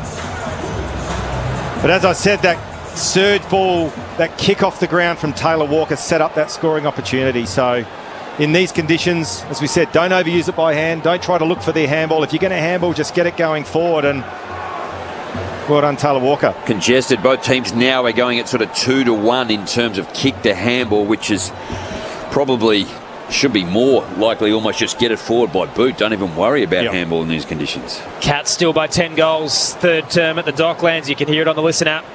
Crows up by 29. Up to half forward they go again. Slips through Walker's mitts. Tracking it, Sin. It's just slid for an eternity, and Rankin almost rode him like a surfboard. Ball up to come close to the boundary line. How well did Rankin just play that? He didn't even tackle him or touch him, and Sin went to ground. He just held off as much as he could. It's a river out there at the Adelaide Oval. Tapped down in the direction of Rosie, knocked it central. Tumbling kick, Lukosius goes for the soccer. Premeditated. Up towards the 50. Lord tried the same but didn't have anyone to share it with. Central kick, and time will run out. Half time in Showdown 58, and everyone can get some relief on what is a wet night in the city of Churches. Understatement to say the least. The Crows up by 29 points. 7-8-50 to Port Adelaide 3-3-21. It's been a game of taking your chances. Adelaide should have put it to bed in the first term. They led by 23 points but had kicked 3-6 at that stage. Port kicked 3 unanswered to wrap up the first quarter. Adelaide up by just 5. And Port have been pretty level in terms of the stats in this second quarter, but just 2 behinds to show for it from all of their inside 50 entries. They had 16 for the term, 3 more than Adelaide, but the Crows kicked 4 goals, 2, and now lead by near 5 goals heading into the major change. Goal scorers, all individual. I know that Ray in the Riverland texting in was wondering who had kicked them for the Crows. Keys, Berry, Thilthorpe, Walker, Rankin, Peatling and Neil Bullen. Meanwhile for the Power, Sweet, McEntee and Mead, they're 3 goal scorers for the night. And I mentioned that score earlier from the Docklands, but 14 minutes into the third term, Geelong 13-14-92, North Melbourne 3-5-23. So 69 points is the margin at the moment, and you can hear it on the ABC Listen app through the AFL button. That had a bit of everything, Rod Jamieson and Josh Franco, from the crazy swings in terms of the weather, the margin, and also the ability of the footballers out on the park. What'd you make of it? Well, I just think the pressure from Port Adelaide was good in the early part of that second quarter, but then when you have a look, 32 tackles to 16 in favour of Adelaide. So Adelaide worked their way back into it. They worked their way forward. Metres gained. They were able to get ahead by 200. They were able to get it inside 50, and all the problems they had in that first quarter, not being able to score, it was almost flipped as well. Port Adelaide had the opportunity, could not score. Only kicked 2 behinds in that second quarter. Adelaide kicking 4 goal 2. Just the open forward line too. I think the congestion around the play, out to one side. Adelaide were able to get it forward. And just the magician, you know, Isaac Rankin, to be able to do that in that quarter. James Peatling has been steady. Taylor Walker at the back of the pack, and Riley Thilthorpe, just that magician on the left foot. The mercurial kick when he went right then came left and it skidded through. So just probably the lacking. It's Georgiadis is the one player up forward that is really the only target, Josh, and the outside of that they don't even look like getting there. Absolutely, Jamo, we mentioned it in that second quarter that the statistics, sort of those key metrics that both sides would be looking at, did flip on the head. The contested ball, the clearance count, the inside 50s, and at one stage Port Adelaide were 10-1 inside 50s, and They were about +8 or 9 clearances for that quarter, so they were getting field position, but they just lacked a bit of class inside forward 50. And to Adelaide's credit, they did defend their defensive 50 really well.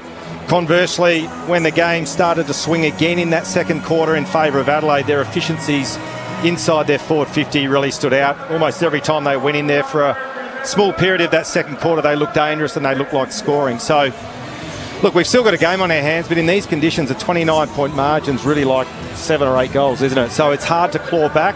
The rain's still coming down really heavily, but I dare say Matthew Nixon, the Adelaide coaching staff, would be relatively happy with how their Chargers are tracking at half-time. Helps when you spread the load as well in terms of your goal scorers and the versatility. We harp on it a lot across the night, but the players have popped up in different positions that have enabled them to really strike despite the conditions. Yeah, well, one player that's actually, I must admit, caught me by surprise is Riley Thilthorpe. He's had 14 disposals, 10 kicks, 4 handballs and a couple of marks, and has kicked 1 goal, 1. And again, from memory, the showdown earlier this year, he was dominant. He was almost showdown medalist. And getting the 3 Brownlow votes in the first half. He was standing a leer. He kicked 3 goals in the first 3 quarters, and it felt like he was the best player, and then disappeared in the last term. Connor Rosie wins and gets booed off the ground for it because he was the 4th player in a losing side to do so. Yeah, but look, Thilthorpe, he's been influential. I reckon Keane, you mentioned him numerous times throughout that first half, Jamo. He's been pretty solid as well. Keys, Rankin, Peatling all have done their bits. Zach Butters, I thought, started to get going in the second half of that first quarter, and he's busy but not having the influence that we know he's capable of. And then sort of the half-back flankers, because the ball has spent a fair bit of time in Port Adelaide's defence in Farrell and Rosie, have also got good numbers. But I guess the real issue for Port Adelaide is who's going to kick their goals in the second half to claw this 29-point margin back and get it going in favour of Port Adelaide. Marks 22-21 in favour of Adelaide, but you're right. Is it Wayne Miller off the half-back line? He's got 4. And again, I felt that Adelaide's half-back were a lot cleaner, and they were able to overlap at times. Some of their kicks were wide, but they were able to use the football. Rory Laird, once again, at half-time, has 12 disposals. Thilthorpe leading the way with 14. But the back line of Adelaide just a little bit cleaner. And some of the matchups to the advantage of Adelaide too. We spoke about Brandon Zerk-Thatcher, just his inability to be able to handle, I guess, the body pressure of someone like a Taylor Walker. This is where Radigalia is probably a big loss, isn't he, too? Just in these conditions to be able to take a bigger body. But as the game has got on, Peatling, I've liked his game. Dawson started well. Alex Neil-Bullen started on the bench, has come into the game. Just the smaller forwards, Keys, his work rate, incredible. He's kicked 1 goal, 3 in that first half, which he's been doing pretty much all season too. And I guess the ability of the half-back line of Port Adelaide haven't been able to channel. And with Kane Farrell being able to do a fair bit of work. I like Lockie Jones. These are his sort of conditions, aren't they, too? But just Adelaide too good, too efficient in that second quarter. Yep. It's a funny one in terms of the Crows season, because they've been there and abouts throughout the entire campaign, but have slowly progressed through the year, and they're ticking off every box along the way. So it was, firstly, was winning on the road, winning close games, beating top 8 sides, and then the last few weeks it's felt like maturity, and that is almost what tonight is, in a sense, where it is really hard footy. Right, Port Adelaide are certainly being competitive, but Adelaide just looked clinical. Yeah. I think the other thing as well, and I know I've harped on how dynamic their forward line is, even in these conditions. You know, it's so difficult. Thilthorpe bobs up and has a huge influence in this first half. Taylor Walker has just had the 8 disposals. He's kicked 1 goal, 1, but I actually think he's been really influential in this game. Whereas you look at the other end of the scale for Port Adelaide ahead of the ball, and Lukosius and Georgiades. We know Georgiades is he's an up-and-coming star of the competition, but not having the impact. Port Adelaide not getting enough out of Lukosius, but those 3 tools for Adelaide, they're so difficult to stop. Again, even in these conditions, because what they do is they at least give a contest and bring the ball to ground. And as I said pre-game, that's where I reckon Adelaide do most of their dangerous work with the Rankin and Rochelle when he's playing. Keys looks dangerous when the ball hits the ground, and I guess that's why they're so dynamic ahead of the footy. Jordan Sweet's doing a reasonable job against Riley O'Brien. They're 20 apiece at half-time with hit-outs. You just look at the clearances. Butters has got 7. This is where Riley Thilthorpe steps up. You've got a 6'8" bloke that's leading the way with 6 clearances for Adelaide. Then Peatling, Berry, Richards. Sweet has had a couple. Butters is working hard, 9 first possessions. Riley Thilthorpe with 6. But for a big bloke of his size to just stand out in these conditions is I don't know whether it's Riley Phillips. It's not surprising that it is. His hands are huge. They're like big frying pans. And I think we've said it here in ABC commentary before, but his aerobic capacity is phenomenal as well. Yeah. I think he's running a low 6 2K, which I know that's sort of a benchmark for an elite midfielder. He's running out and pumping out those sort of numbers. So reminds me a bit of a Warren Treadray, who his work rate across the ground and his ability to marking the contested situation was unbelievable. That's what this bloke's developing into. I think there was... Adelaide had to hold him back for the last couple of years. I think he actually went out and did 100s on his own didn't even tell the club that he did them. So again, he's made of the right stuff, and this year he's probably moved ahead again. They spoke about his ability to be able to just manhandle his opposition internally, and then we're starting to see that in games. I still think from a distance, I think he's got the ability to really take the game apart, and I don't think we've actually seen that as yet. That's fair. And his age too, he's still got a fair bit of maturity to go, but he's only 23. But he's 201 centimetres and he's played 72 games, so I think we're still yet to see the best of him. The Crows by 29 points at the major break, but it's still shaping up as the best contest of the day. We've seen some pretty big results. The Suns won the Q Clash by 66 points. The Dockers won the Western Derby by 49. Currently over at Docklands, Geelong leads North Melbourne by 81 in the third quarter, so it's getting pretty ugly across this Saturday fixture. We've still got the Tigers and the Tigers and Collingwood tomorrow from 1 p.m. Eastern, and St Kilda and Melbourne from 3 p.m. as well. You can hear it all on the ABC Listen app. The second half coming your way, hopefully a little more dry here in the city of Chisholm, but there is a blanket of rain still floating across the Adelaide Oval. The Crows 7-8-50, Port Adelaide 3-3-21. Let's hear the latest from the ABC Newsroom.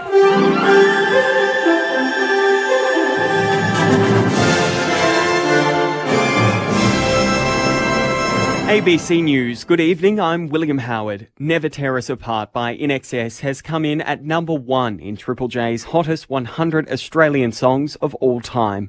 The ranking has been decided by listener-submitted votes. The top 5 is rounded out with Nosebleed Section by the Hilltop Hoods, Untouched by the Veronicas, Scar by Missy Higgins, and Don't Dream It's Over by Crowded House. Australia and Britain have signed a new 50-year treaty to cement the AUKUS submarine partnership and bolster shipbuilding in both countries. Defence Minister Richard Marles and his UK counterpart John Healey today signed the treaty, saying it will lead to thousands of jobs in the two countries. As the US continues to review the AUKUS agreement, Minister Marles has expressed his confidence in the plan. It is putting into treaty form what had already been agreed between our two countries. The way to look at this is another step forward down the AUKUS path. It's another demonstration of the fact that AUKUS is happening. The Western Australian Liberal Party's State Council has moved a motion calling on the Federal Liberal Party to scrap the target of net zero emissions by 2050. It's understood the motion passed with overwhelming support without the need for a vote. It follows the party's South Australian counterpart moving a similar motion in May. Speaking outside the meeting, former Liberal Senator Linda Reynolds said she supports abandoning the net zero target in favour of energy security. For me, it's not about net zero, it's actually about the cost of energy. And the fact is that all Australians, including West Australians, are suffering from energy insecurity and high costs. The head organiser of a convoy of relief for farmers says deliveries will begin to arrive at properties tomorrow morning. Trucks carrying bales of hay and straw sent from WA have begun to arrive in South Australia to support about 400 farming businesses.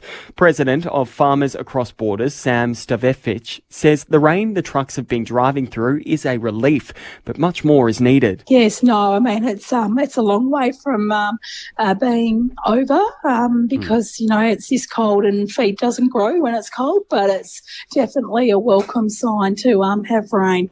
The United Nations has described Israel's move to allow foreign airdrops of food into Gaza as a distraction to inaction by the Israeli government. Larry Buttrose has more. The Israeli move comes amid mounting international concern about humanitarian conditions in Gaza. Germany, France and Britain are calling on Israel to lift restrictions on the flow of aid. They say the world is witnessing a humanitarian catastrophe. The World Food Programme says almost a third of people in Gaza are now going days without eating, and nearly 100,000 Palestinian women and children are in urgent need of medical treatment. Israel has restricted supplies into Gaza, saying Hamas has hijacked aid, but that claim is disputed by an Australian doctor who's been working there. A political analyst says it's important the international community keeps open communication channels with Iran regarding its nuclear program. An Iranian delegation has held a meeting with European diplomats in Turkey in the first talks since the 12-day war between Iran and Israel in June. University of Cambridge political analyst Roxanne Fahmy-Farmian says it's impossible to know the state of Iran's nuclear capabilities following the conflict. We have no oversight now and no knowledge about what is happening on the ground. And so far, the only mechanism that we have found as an international community to obtain that information is through diplomatic arrangements with Iran. Turning to sport now, Australian cyclist Lucy Fitjus is only hours away from beginning her very first Tour de France Femme. The race begins Saturday afternoon in France, which will be about midnight Australian Eastern Standard Time. It'll be run over 9 stages and cover a total distance of 1,165 kilometres. 24-year-old Fitjus, who is from Newcastle, says it's a dream come true. It's the one thing everyone asks you when you tell them you're a cyclist is, will you ever race the Tour de France? Do you race the Tour de France? But yeah, it's taken years to get to this point. It's been a really, really steady sort of build since I was younger. So I'm really excited. The Bulldogs have failed to match it with the Roosters in the NRLW. Last year's premiers ran in 8 tries for a 42 points to 22 win today, with captain Isabel Kelly and Rimmer Butler both scoring doubles. And you're up to date with the latest ABC News. A man's gone missing in the outback. But how do you search for someone who doesn't want to be found? Death will come, and I'll be ready for it. Expanse, Series 5, Nowhere Man. Hear the podcast now on the ABC Listen app. This is the 2025 AFL Premiership season on ABC Sport. Quick pick by Richards. It was touched. Keane flings it back inside the forward line. And Peatling takes the mark 40 metres out. And Peatling's making Adelaide Oval his new home in game 17. Kicks goal number 6. Zirk Thatcher's hit his head hard on the turf there in that contest. Phil Thorpe in the meantime gathers. He throws it on the left foot. Flying shot at goal and it's shepherded through by Cook. Unselfish from the young gun.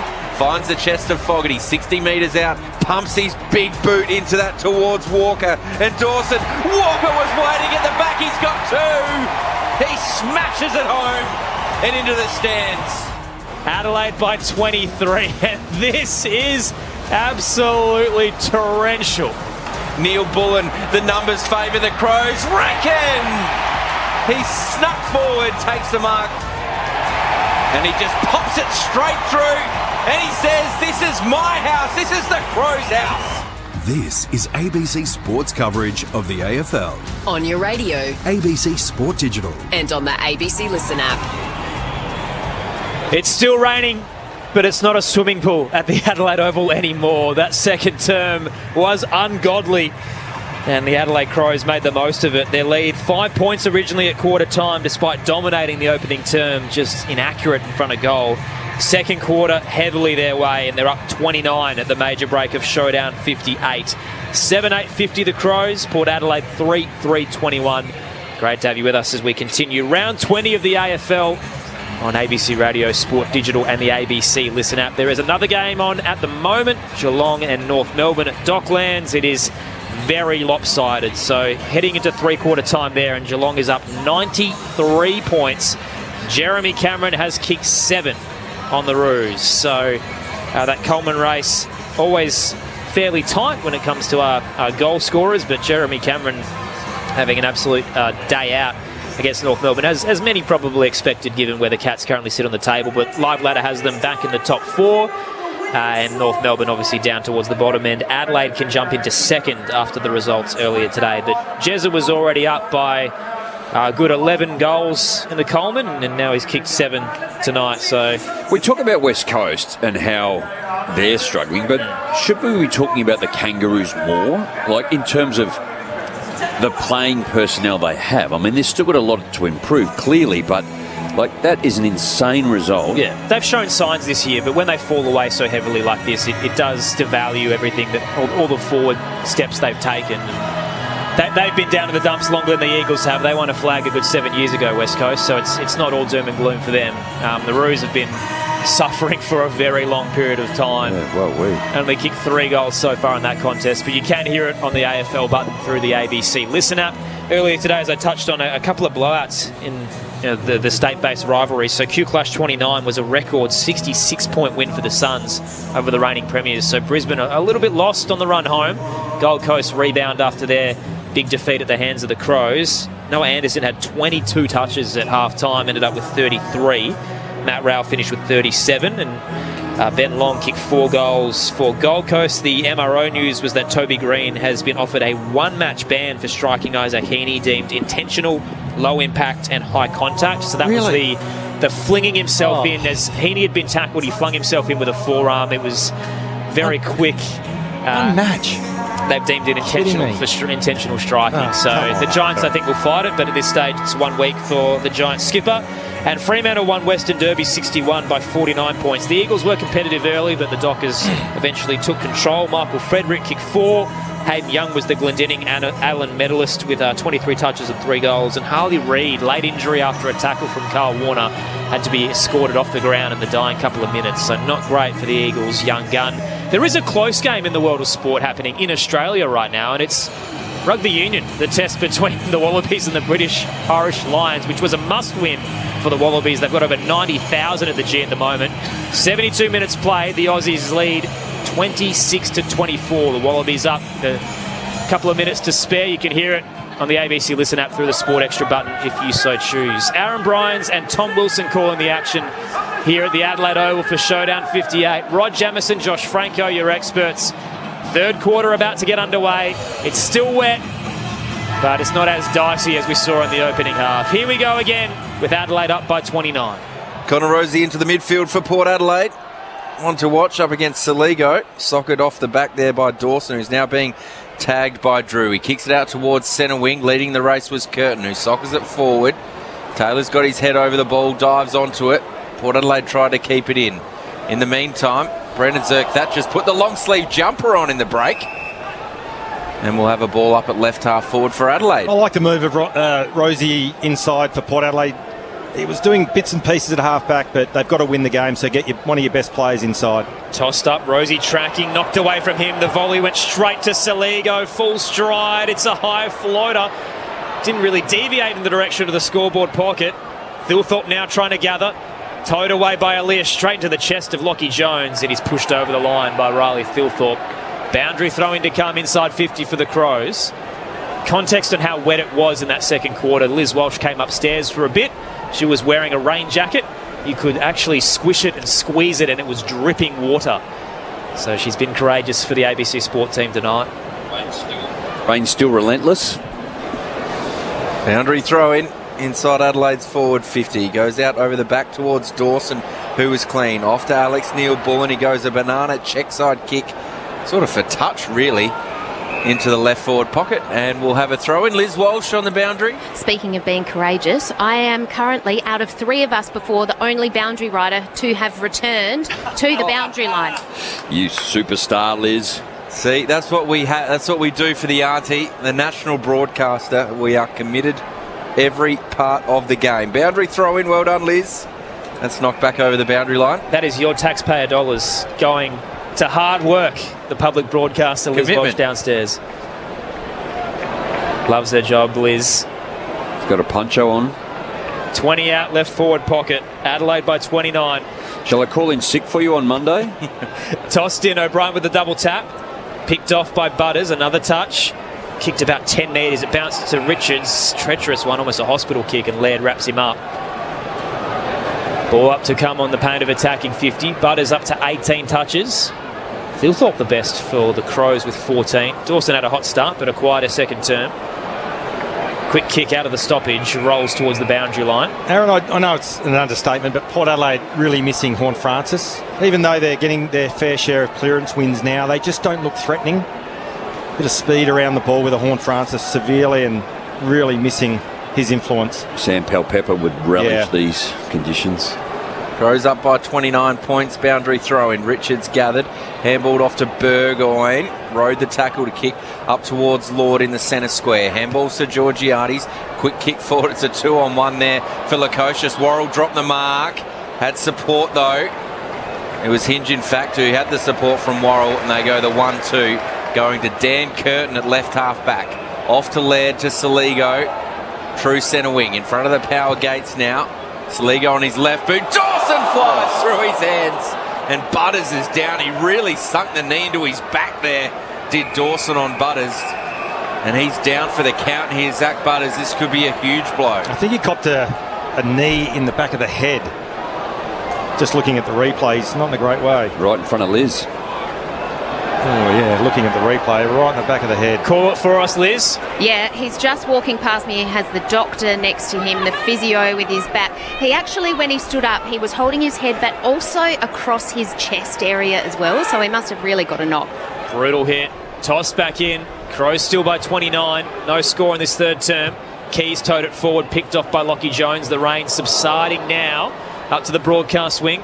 Bounces off a couple of bodies. Slaying in, Mutt Keane picks up a ton of water and dew as he sticks the boot in. Rolled a good 5 metres. Saligo becomes the tackler. Wraps up Berry, ball up. Big call for the Dock, isn't it? Zach Butters, hugely influential player for Port Adelaide. Got the knee to the head. They're looking at him now on the bench, but big call coming. So ball up through the hands of Wines. Socket off the deck by Saligo.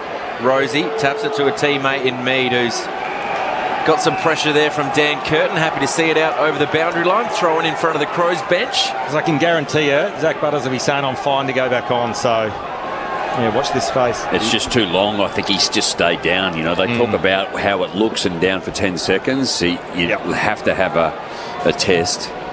Boundary throw in. Sweet and O'Brien. O'Brien knocks it down. Falls back in the lap of Sweet as he picks it up off the ground. The umpire calls us through it. And see Zach Butters is up and ready to go. He just punched the doctor. He said, I'm good to go. O'Brien knocks it in the path and Pete Link too hard. Rolls over the boundary line. And he's raring to go, Zach Butters. He's called Willem Drew off. And here he comes. The Showdown 56 medalist back on the ground. Liz Walsh. Yeah, he certainly is. He had a really quick chat to the Port doctor. They don't seem too concerned down here, obviously. Adelaide by 29, tossed in. O'Brien double tap. Rosie picked it off, tackled by Saligo and missed his boot. Now up towards centre wing. Berry tracking, leaves it in the end. Clean take by Hinge. Hands it to Saligo, then Curtin turned into trouble. Met a brick wall, threw it on the boot. Didn't see where it was going, out on the full. Free kick to Farrell for the power. That lethal left as he drives it to the attacking edge. Georgiades came late. Couldn't get the mark. Knocked towards Taylor. Hands it off to Saligo. Adelaide move it forward, but no one's in the 50. Bounces in a waterlogged patch of grass. Stilled up for a little bit. Lockie Jones cashes in, gathers it and gets it towards Farrell at right half back. Runs towards the corner of the square and kicks down the line. A few one-on-ones there. And Michael Annie too strong for Darcy Byrne-Jones. He's had a quiet night, hasn't he, too, Darcy Byrne-Jones? Another one for consideration for Port Adelaide at the end of the season. So Michael Annie up towards centre half forward. Taylor Walker got a free run at it, but still dropped the mark. Clean was Fogarty. Handballs off to Taylor. To Taylor Walker now. Kicks up towards the goal square. Lear did well because on his own was Ben Keys, and he would have had an opportunity to run into an open goal. Instead, handballs it off to Bergman. Kicks down the line towards the wing. Contest gathered. Did well, Berry. Handballed it off to Worrell up towards centre half forward. Falls just short of the arc, hits the deck. Walker pushed off a couple of bodies. Ball pops out his way. Diving handball to Fogarty, 30 from home. Gives it to Thilthorpe. Tries to centre the kick. Flying will be Curtin. He's collected by Mead. And we'll get the free kick for too high. Straight in front, 20 from home. I think everybody anticipated when they saw who was sitting under the football that Dan Curtin was. He's normally very strong above his head. And Mead just wanted to get a spoil onto it, which again is sort of part of the concern of Port Adelaide, isn't it? Deep, they just want to try and get it out, not necessarily to someone further down the ground. Dan Curtin played it well. And in these conditions, Walker to Fogarty to Thilthorpe. Saligo's been good in the early part of this third quarter. The surging rising star favourite 7th best player in the league the last 6 weeks. Dan Curtin comes in, drills it low and hard and misses to the left. That'll unravel some of the goodwill. Crows by 30, Liz Walsh downstairs. Concern down here for Max Michelini, who's come from the ground with a right hamstring complaint. He's in the hands of the doctor now. I'll keep an eye on him for you. Kick out of defence was marked by Georgiades in front of Murray. Did well. That'll be his first real muscle or problem for Max Michelini. Yep, in his young career, he's been such a gun, and Hinch had 3 bites of that cherry there. Well, it was interesting, the marking contest he won against Burne-Jones. It's when he kicked the footy, he grabbed his hamstring. So, can you do a hammy kicking a footy? Don't know. Question. Anyway, yeah. Depending on how hard you kick it, I suppose. Normally it's the quad that goes, isn't it? So Peatling's got the footy defensive side of centre wing for Adelaide. One-on-one contest. Thilthorpe got the hand in, down to Keys. Inside the forward 50. Too much on it there for Fogarty. Zerk Thatcher didn't see Pedler anywhere in play. Oh, since the umpire, he just dropped the ball. You can hear the boos. Fogarty socks it forward towards Keys. He's got Thilthorpe there. He's bumped into the post. Kept it inside the field of play. Doing well in the handball was Rankin. Back to Curtin. Lowers the Osberry, not 15. He gets the handball away to Wines, to Drew. The Crows fans aren't happy. Richards just kicked it straight to the boundary. Oh, no, he's called a throw in. What's he doing? That umpire has had an absolute nightmare then. 3 strikes and you're out. Yep. That was terrible umpiring in the space of a minute. 3 decisions, very poor. Come to the boundary, please. Tossed in, Sweet paddles it towards Rosie. Half volley up towards the broadcast wing. Picked up by Laird, bouncing off a couple of bodies, did tremendously well. Peatling outside of the boot to O'Brien in the wet, he nearly juggled it. Fogarty did the crumbing. Handball across, didn't hit Neil Bullen. Lockie Jones's kick smothered, bounced off the back of Rankin. Neil Bullen lays a tackle, 40 from home. Liz Walsh downstairs. We're about to see Max Michelini subbed out of the game. He's currently having ice put onto his right hamstring. We'll see Chase Jones come in. Big story coming out of the ground, out of the game. Thank you to Liz Walsh there. From the ball up. Strong tackle there from Lockie Jones. Did well. Crows still have the footy inside their forward 50. Neil Bullen did well. A kick from Farrell is partially smothered. Curtin's got some time. He's clean in the wet. Handballs to Rankin, who's normally clean. Keeps it in the field of play. Handballs over the top of his head. Bergman Keane gets it to Butters. To Wines, keeps it in the field of play, kicked around the body, just out of defence. Laird dropped the mark. Worrell comes in. Sam Berry kicks to a dangerous position, fisting away Port Adelaide. Going hard was Drew, gathered the footy, tackled by Dawson. He's happy to hold it in. We'll have a ball up 35 metres out, around from Adelaide's goal. Oh, pretty tough. It is, isn't it? Ball there, wasn't it? Contest after contest. Crows by 30. Inside 50 as well. O'Brien down, Rankin lurking. Couldn't reel it in. McEntee bobbled it towards Curtin. Tumbles a kick through everybody. It's rolling to the goal square. Thilthorpe sits back. Keys toes it to him. Riley Thilthorpe! He's good up high. He's even better down low. Thilthorpe's got 2. Adelaide by 6 goals in showdown 58. 8-9-57 to the Powers. 3-3-21. Port haven't kicked a goal since the siren of quarter time. Adelaide's up and about. Great to have you with us on ABC Sport. Rod Jamieson, Josh Franco, your experts. That's actually genuinely a blueprint. Like I would almost say, if I'm the coach, I'm showing that just to scrap it out, contest after contest, keeping it in, the pressure, relentless on Port Adelaide's defence, smother, throwing your body at it, keeping it forward. Once again, Ben Keys was the one. A bit of space, kicked it along the ground, and just Riley Thilthorpe continued to have a massive influence on this game. Jamo, for a 201-centimetre player to get below his knees and handle the ball like he did in these conditions, outstanding. And you know the thing I love, even about Ben Keys, he celebrated like he kicked the goal. He's a beauty. All about team is Ben Keys. Margin out to 36 points. Thilthorpe straight into the ruck. Knocks it down. Gathered, though, by Drew to Butters, who handballs it back to Drew. Got a handball away to Farrell just in time, but he's handballed it straight to Berry. He rode a tackle. That's Sam Berry. Kicks it up towards centre-half forward. Allowed to bounce by Zerk Thatcher. Dribbling ball forward. Socket off the deck by the sub-in. Chase Jones up towards centre-half forward. Pedler's got some runners. Handballed out to Saligo, who's pushed in the back. So a free kick to Pedler. Lockie Jones, bit sore too. Bit overzealous there with the tackle. Lacked a bit of composure, but you just sense Adelaide are smelling blood here. So Pedler, 60 metres out, runs around on that booming left foot, kicks to a dangerous spot. Walker almost had a free run at it, but it was Aaliyah in the end, who was brave and takes a chest mark at the top of the goal square for Port. Just seems like Adelaide have just turned the screws a little bit. Their pressure, their contest, their tackling has been outstanding. They've got Port Adelaide on the ropes here. Inside 50s this quarter, 9-1. He had two options he could have gone to, and he went long. Aaliyah to right half back, pulled the kick, trying to drop it into Lord. Fist came in, back to the 50 for the Crows. Dawson with a strong tackle on Zerk Thatcher. Ball up 40 out. Geelong leads by 106 at Docklands over North Melbourne, and it's early in the fourth term. Jeremy Cameron has a career best 10. Tap down to Peatling. Riding by, tackle by Butters, ball pops out. Lockie Jones picks it up, hands it to Wines. Spots a paddock out on the eastern side, so he'll hit and hope. It's rolling to the boundary line. The Crows fans want it to get there, and Boak will slide in unimpeded to knock it over. Deliberate. Yeah.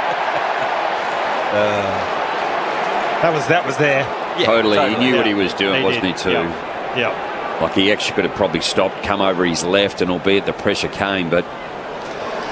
Yeah, the ball stopped basically on the boundary line and he slid with force. Even just pick it up and get tackled and momentum would have taken him over, but yeah, that was there.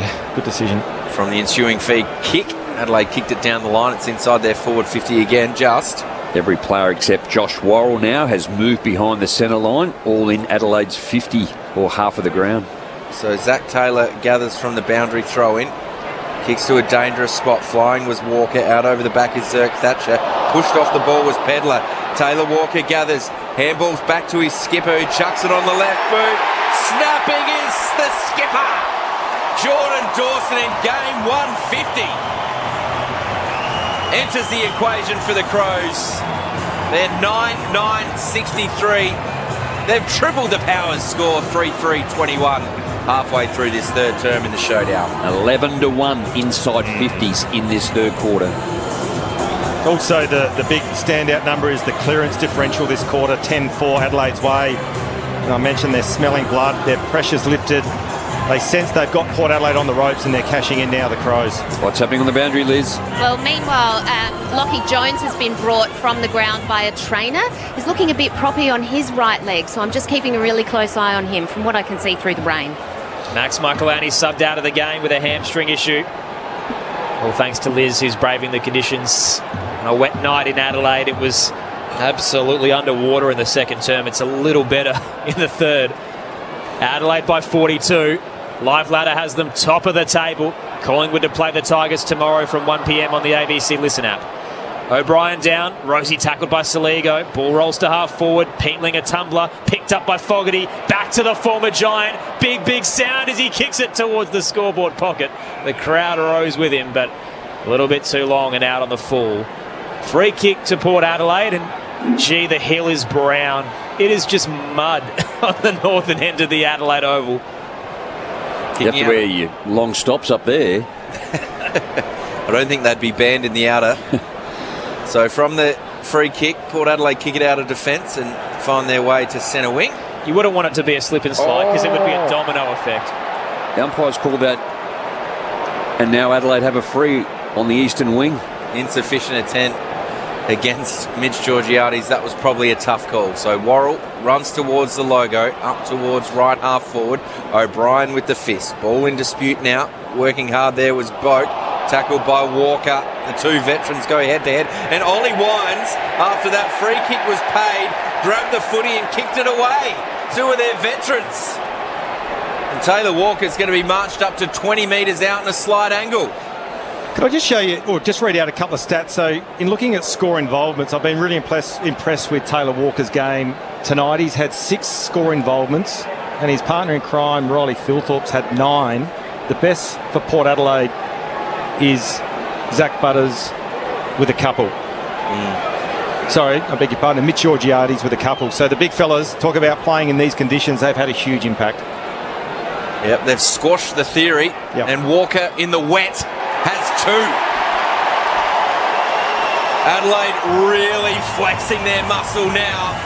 That's 7 unanswered goals in the match. The Power can't get near it. Adelaide 10-9-69. Port Adelaide 3-3-21. 17.5 minutes gone for ABC Sport. In the showdown, Liz Walsh on the boundary. Yeah, Lockie Jones for Port still in deep conversations with the trainer here. So in the meanwhile, Hugh Jackson, Port sub, has got up, has done a few little runs along the boundary, sort of warming up a bit here, but yet to hear whether he'll be subbed into the game. The other one to watch is Mitch Hinge. Obviously, he was subbed out of the game last week with a corked hip. He's back on the doctor's bench down here, just having a little bit of sort of, physio, I suppose, with the trainer. One inside 50 to Port Adelaide. In this quarter, in Adelaide's forward 50, Adelaide have had 12 tackles to Port Adelaide 6. So once it's in there, it's been seriously difficult to get out. Just the relentless pressure. The form line is starting to come to fruition. The Grows by 48. O'Brien down. Tackle laid too high. Free kick, James Peatling. Just can't seem to escape the grasp at the moment of Jordan Sweet. Finally breaks free. Can pop up and take his kick. Water splashing with every step. Peatling up to half forward. Kick fell a little short of Curtin. Hands came in from the Power. Rankin had a couple to beat. Tackle late on Drew. We'll get a ball up. I had to go back through history. What's the biggest losing margin of either side in a showdown? That would almost be that Port final, wouldn't it? That was my guess. I didn't want to bring that up because I'm in that, but it smells a bit like this at the moment. Well, that game. Sweet down, picked off by Curtin, handed it off. Chase Jones, low dart to the 50. Saligo clean, handed it off to Peatling. Ben Keys, off balance, snaps to the left and just hit the post on the right. Minus score, Adelaide by 49, but it has been a highlight reel on a wet night. 14-1 inside 50s, Gemmo. 1 goal 4 to Ben Keys. Bergman brings it out and hits the chest of Logan Evans at right half back. Sides to play on quickly, looking for Georgiades, who's found space, and another chest mark. Some ball movement for Port Adelaide. I'll tell you what Josh Carr be doing as well. He'll be looking for blokes that can dig in here and help stem momentum and turn it back in their favour. Georgiades, long, Keane worked his way to the front, fits it away, got it to Wines, who gathered for Port to Butters. Inside that forward 50, Lord gets across to punch it out near Keane. So we'll have a throw in and an inside 50 for Port Adelaide, a rare one in this second half so far. We'll have a throw in 35 metres around from the goal. Liz Walsh. Lockie Jones has been subbed out of the game. He's got a corky in his right leg, and Hugh Jackson comes in. Yeah, he's been significant too in the back half for Port Adelaide. That it's a big loss. Crows by 49, inside 50 for the Power, but O'Brien wins it down off the boundary throw-in. Hit Laird, and he was tackled as he tried to get his kick away. As far as Burgoyne at right half forward. Young Jace pops it into the pocket. Fly from Georgiades, bounced off his chest. Butters, though, with the crumb. Little 1-2 with Drew. Gets it across to McEntee. Didn't know what to do with it. Eventually throws it on the boot and curls it through from 20. Jed McEntee's got a couple on return to the senior side. Margin back down to 43 points as we close in on three-quarter time on ABC Sport. And for those wondering in terms of history, the semi-final is the second largest margin in showdown history by a point. 84 points Adelaide beat Port by in 2017. So they've got a while to go in the wet. Oh, yeah. Well, that's when they were up and about, 2017. Adelaide made the grand final too, and they keep tracking the way they are. You'd like to think if you're an Adelaide supporter, they'll finish top 4 with the opportunity to finish top 2.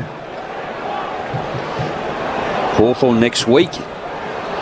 There's a game here in a few weeks' time against Collingwood as well. Yeah, that's the one. That's a big one. I mean, that could decide top spot, all things being equal. And what an opportunity for Adelaide. It's all in their hands now. And Kangaroos, and then you got West Coast are the other ones too. So a couple of big opportunities to...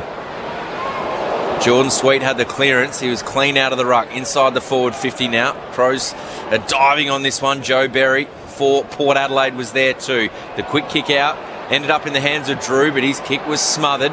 Back to centre half forward. Alex Neil-Bullen just soccering it and ended up with Mead.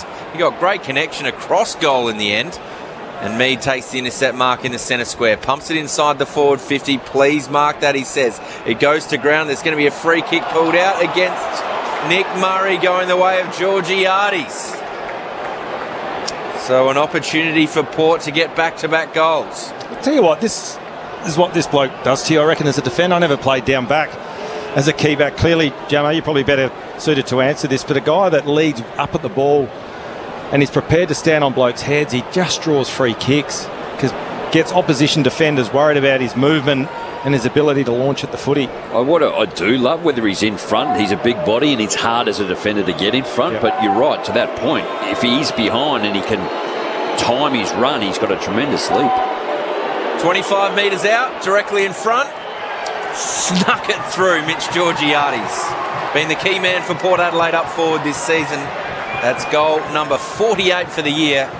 It's the 5th on the night for Port Adelaide. They go to 5-3-33. Adelaide 10-10-70. 23 minutes gone in the third quarter of the showdown. Well, he's one of those players, doesn't he? He just needs more support. He's been the shining light for the Power ahead of the ball. They lost Marshall.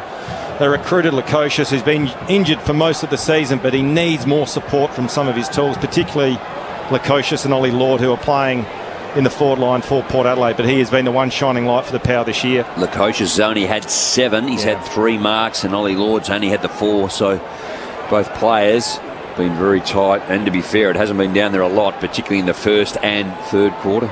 If Lord fails to hit the scoreboard, he'll be goalless in 7 of his last 8 games. Tossed up in the middle, O'Brien down, sliding through. All of the wet is Richards and Taylor. Spew of water just shooting into the air. Ollie Wines has caught a fair bit up his nose, I reckon, and struggling to get it out. Jordan Dawson picks up the footy and bangs it forward up to left half forward. Berry's there, bursting away from Zirk Thatcher. The desperate diving tackle impeded the kick. Aaliyah has it, should have let it go over, and then is pushed over the line eventually by Thilthorpe. Boundary throw in, 30 out. These conditions are made for Sam Berry. I've really liked his year, the way he was a sub for a number of games. First and then 4. Got the opportunity, and he's just been outstanding. He's played full minutes since round 10. Tossed in, O'Brien down. Dawson, Buffett's drew off the ball, gathers and hands it back towards Taylor. He tries to get around a couple of tacklers, but Mead gets him over. So left half forward for Adelaide, currently up by 37. They kicked 7 unanswered goals after quarter time, but Port have had the last 2. Still just over 5 minutes remaining. Boundary throw in. 2 key big men go at it. Gathered by Bergman from the hit out. Handball to Butters. He was tackled by Curtin as he kicked. Overrunning it was Keane. Gathering was Georgiades, the goal kicker. Gets it off to Mead towards centre half forward. That was gutsy there. That was really good from Cook. Couldn't quite complete the mark, but got the intercept. Kicked out of defence towards Butters, who gave a hospital handball to Bergman. Gathered by Curtin Fogarty, dropped to centre. I know it's wet, but you've got to take them. Goes in for a second attempt. Don't argue. The handball to Saligo. Up towards Thilthorpe, who slips. Aaliyah, too strong in the end, managed to keep his feet with the intercept mark deep in defence. How stiff was Bergman then? The handball came from Butters, and Saligo came off the interchange bench. Aaliyah up towards the broadcast swing. Butters his target, little long, knocked away by Taylor. Central to Burgoyne, who gave it away back to Dawson. Quickly spots Fogarty. Excellent vision in a couple of milliseconds. And the Fog has it on the paint of 50, 45 to the left. And for those here at the ground and those listening, we spoke about Matty Nix and how his coaching has improved and what he's done. And there was a picture of him and Murray Davis was just there patting his shoulder just to say, just calm it down, calm it down. Darcy Fogarty. Long approach at left half forward. Arcs late. It'll stay low and drop short on the behind line. O'Brien just sat and waited for it. He'll hand it off in the end on the tight angle. Ben Keys. Oh, the umpire's not going to allow play on. They're going to give it back to Riley O'Brien. To be fair, he deserves it. Oh, he's had a great night. Is he going to kick the goal though? Well, if he does this, it'd be the greatest kick by a ruckman ever. Do it again. There's Straight Ben line Keys. angle, he hands it off, but they still won't let him do it. Ben Keys tried to bounce. See someone go and man him up. This is where it's wrong, because they talk like he's on his team. The umpire is telling him to get out. Porter just letting Ben Keys get the footy, and O'Brien just keeps handing it to him. It keeps coming back. Finally, Jackson! Oh my goodness! That is unbelievable! Who says ruckman can't kick? Because Riley O'Brien has threaded the needle from the tightest of angles. The umpires knew it. Just let the man do his thing. Adelaide Adelaide's up by 43.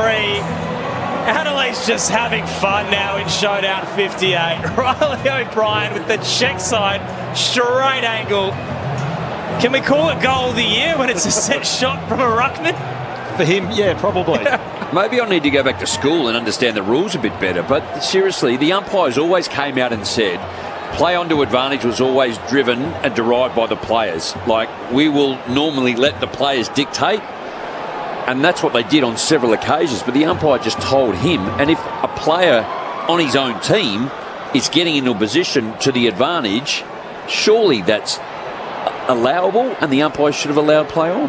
Back in the middle of the ground, another clearance goes the way of Adelaide. Walker, your man Josh Franco was clean. Handballs to Berry on the flying shot of goal off the left boot.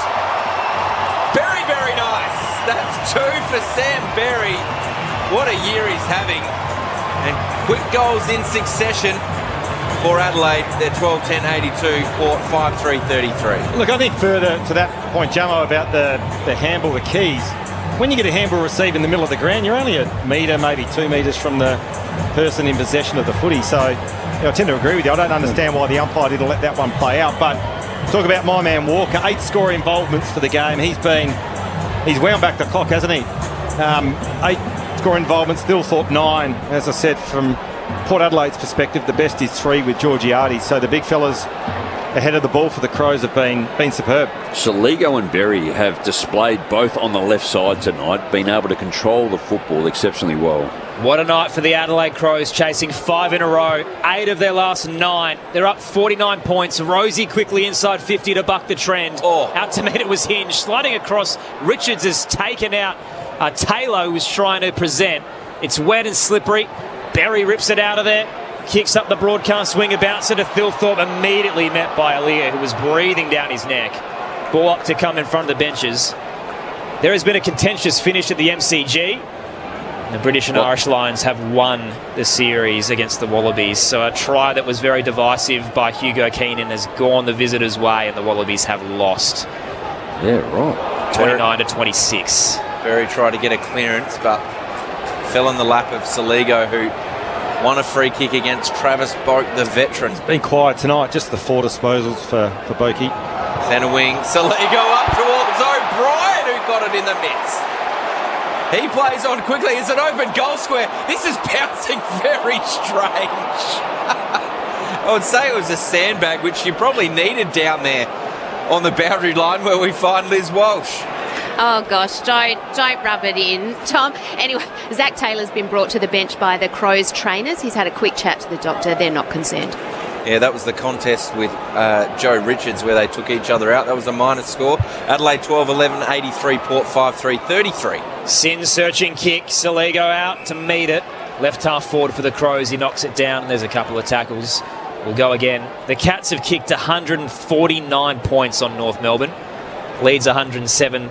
Game is still underway. I mean, it's a national competition. No team should be winning by 100 points at this level. Well, this is the first win this year that'll be by 100 points. So it has been closer than history suggests. Dawson out of the stoppage, hands it to Neil Bullen. Kick quickly in the direction of Keys, who became the tackler. Spun his opponent in the washing machine. Ball up to come inside the 50. 19-8 this quarter to Adelaide, inside 50s. Sweet knocks it down in the space of Rosie, who works it with Butters, and he just goes and touches that on the ground in front of Sam Berry. Up down the line towards Georgiades, who was pulled in the contest. Free kick against Worrell. Forward of centre wing, members side of the ground. Entering the 33rd minute of this third term. Georgiades up towards Burn-Jones. Neil Bullen's there with the crumb. Quick kick out of defence, cleverly by Laird, finds Worrell, who sells an amazing piece of candy. Georgiades almost ended up in the stands, it was that good. He's kicked down the line, too much on it for Thilthorpe, gathered by Bergman, up towards centre half forward. The only man under it and wanting to grab that ball was the veteran Rory Laird at centre half back for Adelaide. And probably the smallest defender as well. Their all-time disposal winner for the Adelaide Crows. Heads back on the 45 to Keane, and now the left back pocket. Short pass to Worrell as the two intercept leaders combine. Jeremy Cameron with 10 at the Docklands, make it 11 now. So just continually growing his career best performance and the Coleman medal lead as well, which was originally 11 at the start of this round over Mitch Georgiades. So it has blown out. Georgiades has the one, for the 9, and Jeremy Cameron with 11. So what's that? 21 now, the lead for Jeremy Cameron. Tossed in. Boak with the fist, knocked it towards Mead. His handball picked off by Dawson, in turn stolen away. And the veteran Travis Boak in showdown 33, the 3-time medalist brought to the turf. Adelaide by 49 on ABC Sport. Quick throw up, and Sweet was keen to get that towards the boundary line. We'll do it all again. Just limping to three-quarter time. Yep. 24 seconds remaining. Dominant quarter for Adelaide again. Kicked 7 unanswered goals after quarter time. Port got 2 back, and then 2 more, highlighted by O'Brien with a check side. Knocked down by Sweet towards Butters, who kicks a high ball. Hinge was clever, couldn't quite complete the mark. Ball's in dispute. Big tackles are laid, so just near the corner of that centre square.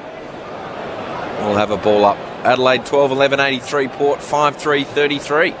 Final stages of the third term. 1 down for Port Adelaide. Berry collapsed into by Laird. Another ball up to come. So a lot of those youngsters that Josh Carr's potentially getting a look at before 2026. Hugh Jackson activated as the sub, yet to touch it. Ollie Lord has 4 but no goals. Joe Berry with the 5 and goalless as well. 3-quarter time in showdown 58, and the Crows monstering Port Adelaide in that third term. 5 goals to 2, including a run of 7, and we're going to get a late set shot. There was a free kick in that final stoppage. Zach Butters has it a good 80 out, tries the barrel, and it will fall short. Mark Keane will cut it off for any chance of a late highlight in front of the home Adelaide crowd, who have been up and about. It has been a very wet and wild affair. Good slip and slide on the hill. But the Crows fans have stuck around. They haven't ducked for cover because they're relishing what's going to be a massive win against their crosstown rival, the Crows. 12-11-83. Port Adelaide 5-3-33. Goal scorers heading into the final change for the Crows. 2 to Berry, Thilthorpe and Walker. Singles to Keys, Dawson, Rankin, Peatling, Neil Bullen and O'Brien. And then while for the Power, 2 to McEntee on return. Singles to Mead, Sweet and Georgiades. Over at the Docklands, Geelong continuing to dominate North Melbourne. 107 their lead. 22-18, 150 the Cats to North's 6-7-43. Jeremy Cameron with 11 goals.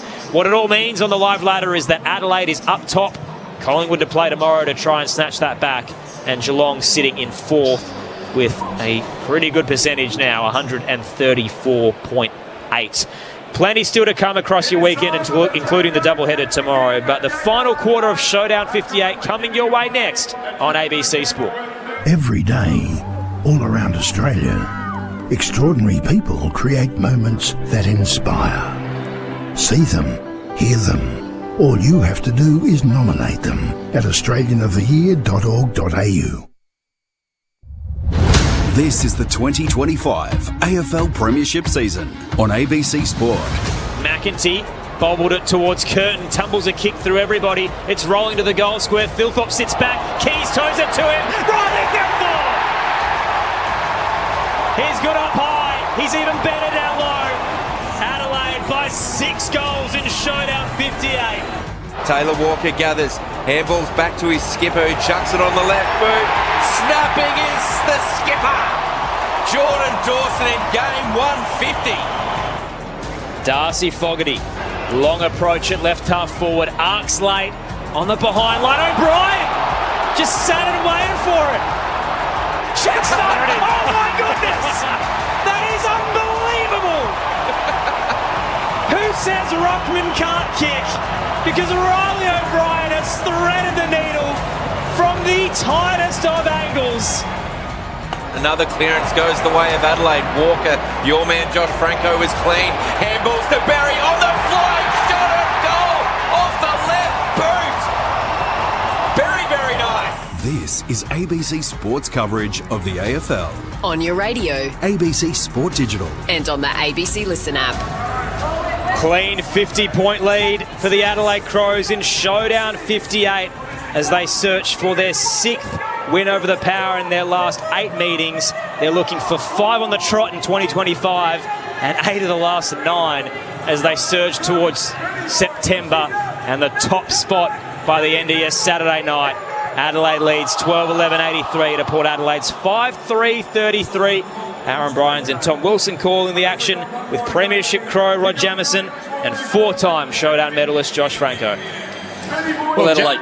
Sorry, Josh. I was just going to say, I thought Adelaide, to start that third quarter, really did turn the screws up. They kicked 5 goals, 3 in the quarter with a fair few inside 50s in terms of the differential compared to Port Adelaide. They dominated field position. They looked really dangerous ahead of the ball, and I must admit they blew the game right open, didn't they? Port Adelaide were able to wrestle back momentum towards the back of that quarter, but it was all Adelaide, and the margin 50 points, you'd say the game's done and dusted, but it's been a pretty dominant performance and display by the Adelaide Footy Club. Jamo. Yeah, well, I was just going to highlight, I think, in that quarter, the third quarter, the footy was played a lot in Adelaide's half of the football.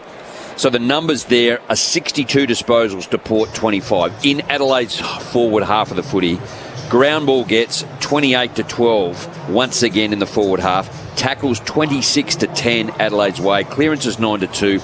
Uncontested 30-12. Port Adelaide just haven't got their hands on the football.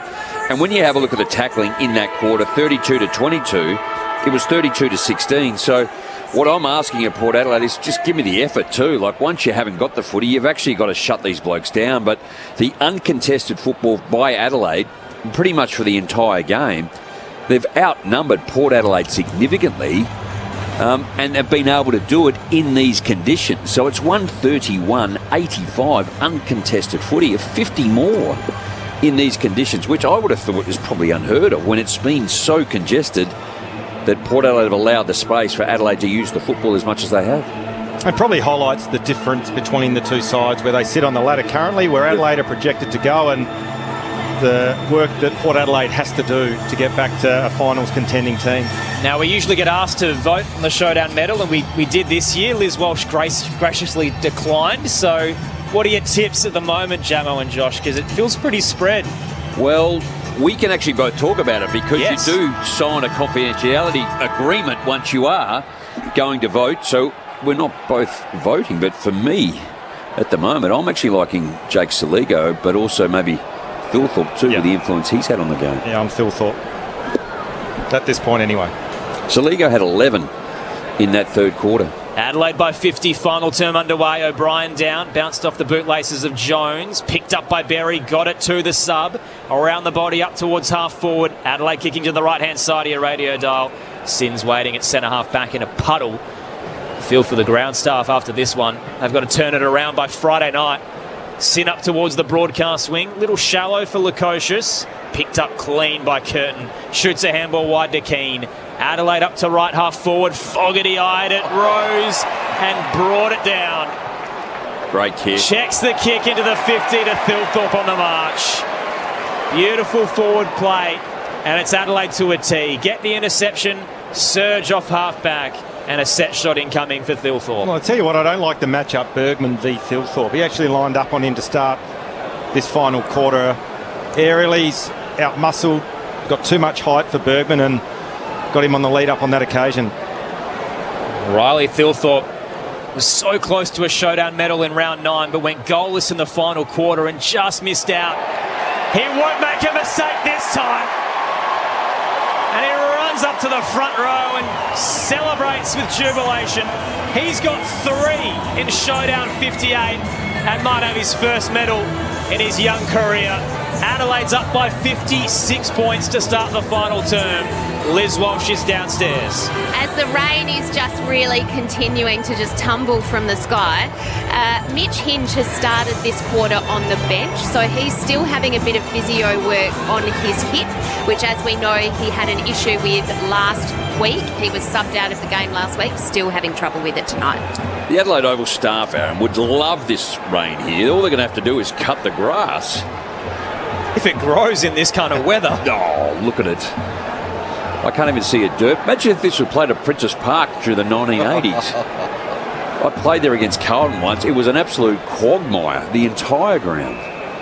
In the middle of the round, free kick going the way of Jordan Sweet for a ruck infringement. He handballs it off to Butters. Kicks inside the forward 50. Flying was Georgiades. Went the way of Mead. Out on the outside of his boot looking for McEntee, but Miller floated into the right spot and takes an intercept mark deep in the D50 for Adelaide. He's been so reliable tonight. Miller kicking it out up towards O'Brien, who was behind Sweet. Sweet dropped the mark, hurt his hand in the process, just shaking his finger in the cold and wet conditions. Crows leading by 56 points in showdown 58. We have a drop-in pitch here at Adelaide Oval, so the middle of the ground. Imagine if that pitches were still in there. Out of the stoppage and breaking away, James Peatling's found plenty of it tonight. Late desperate dive, impeded his kick as it worm-burned its way up to Fogarty. Did well to release Dawson. Now Rankin toes it centrally, 30 from home. Backtracking Jackson tries to get the exit. Adelaide have the numbers. Bit of tunnel ball from Neil Bullen, but no one there. Jackson darting and weaving and caught. Run down tackle at half forward. Jordan Dawson gives it to the young man as well. He'll play on from 55 on the left into the pocket. Thilthorpe a couple to beat. Fisted down. Rankin with the double paddle. Tried to release Keys. Couldn't control it. Farrell hacks it out of there. Dawson's waiting again. Knocked it to Berry. The skipper gets another crack. Low dart. Zerk Thatcher picks it off. He has it in the defensive 50 for the Power. Poor old Hugh Jackson started to sub for Port Adelaide. Just hasn't picked up the speed of the game. He tried to take the tackle on. Just lack of awareness. Well, I think the game has never changed regardless of the weather. Give it to someone in a better position, you'll be okay. Just gave a free kick away there as well, Hugh Jackson, so not having a great moment there. Neil Bullen up towards Fogarty through the hands. Gathered. Oh, strong tackle maybe in the back. No. So we'll have a ball up at the top of the goal square for Adelaide. Braden Cook back into the side. Certainly doing all the one percenters tonight. O'Brien knocks it down. Rankin's roving. Couldn't quite get the soccer through because Bergman got his hand in there to rush it behind. Adelaide 13-12-90. Port Adelaide 5-3-33. 4.5 minutes gone in the fourth quarter. Rory Laird's been outstanding tonight.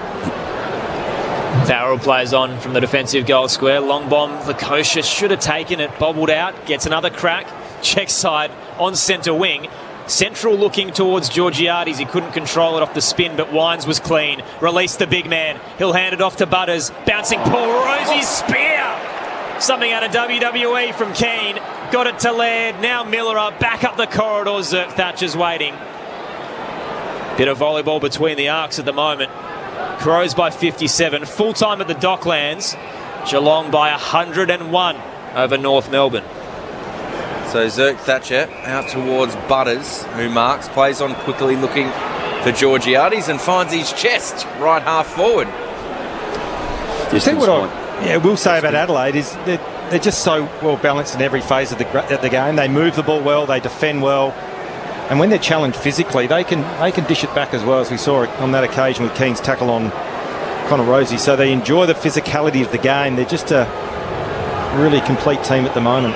The week that Hog Hogan died, that was Rowdy Roddy Piper there from Mark Keane. And the Killer Bees. Give them a mention too. So Georgiades from 45 metres out in a tough angle in front of the scoreboard goes for home. It was straight enough, wasn't long enough. They're going to check this one. Miller got a hand up on the line. I don't know where Riley Thilthorpe was on that occasion. He should have been there on the goal line to get a hand on that. But where's Cheese Roden when you need him? Yeah. Score review. They're going soft call was a behind. Oh, I think he's got it. And Miller is there. Yep. It looks like it's going to be touched. Gee whiz, they dodged a bullet there, I reckon, Adelaide. Yeah, so no one back there. Yeah, not one of your small half-back flankers there.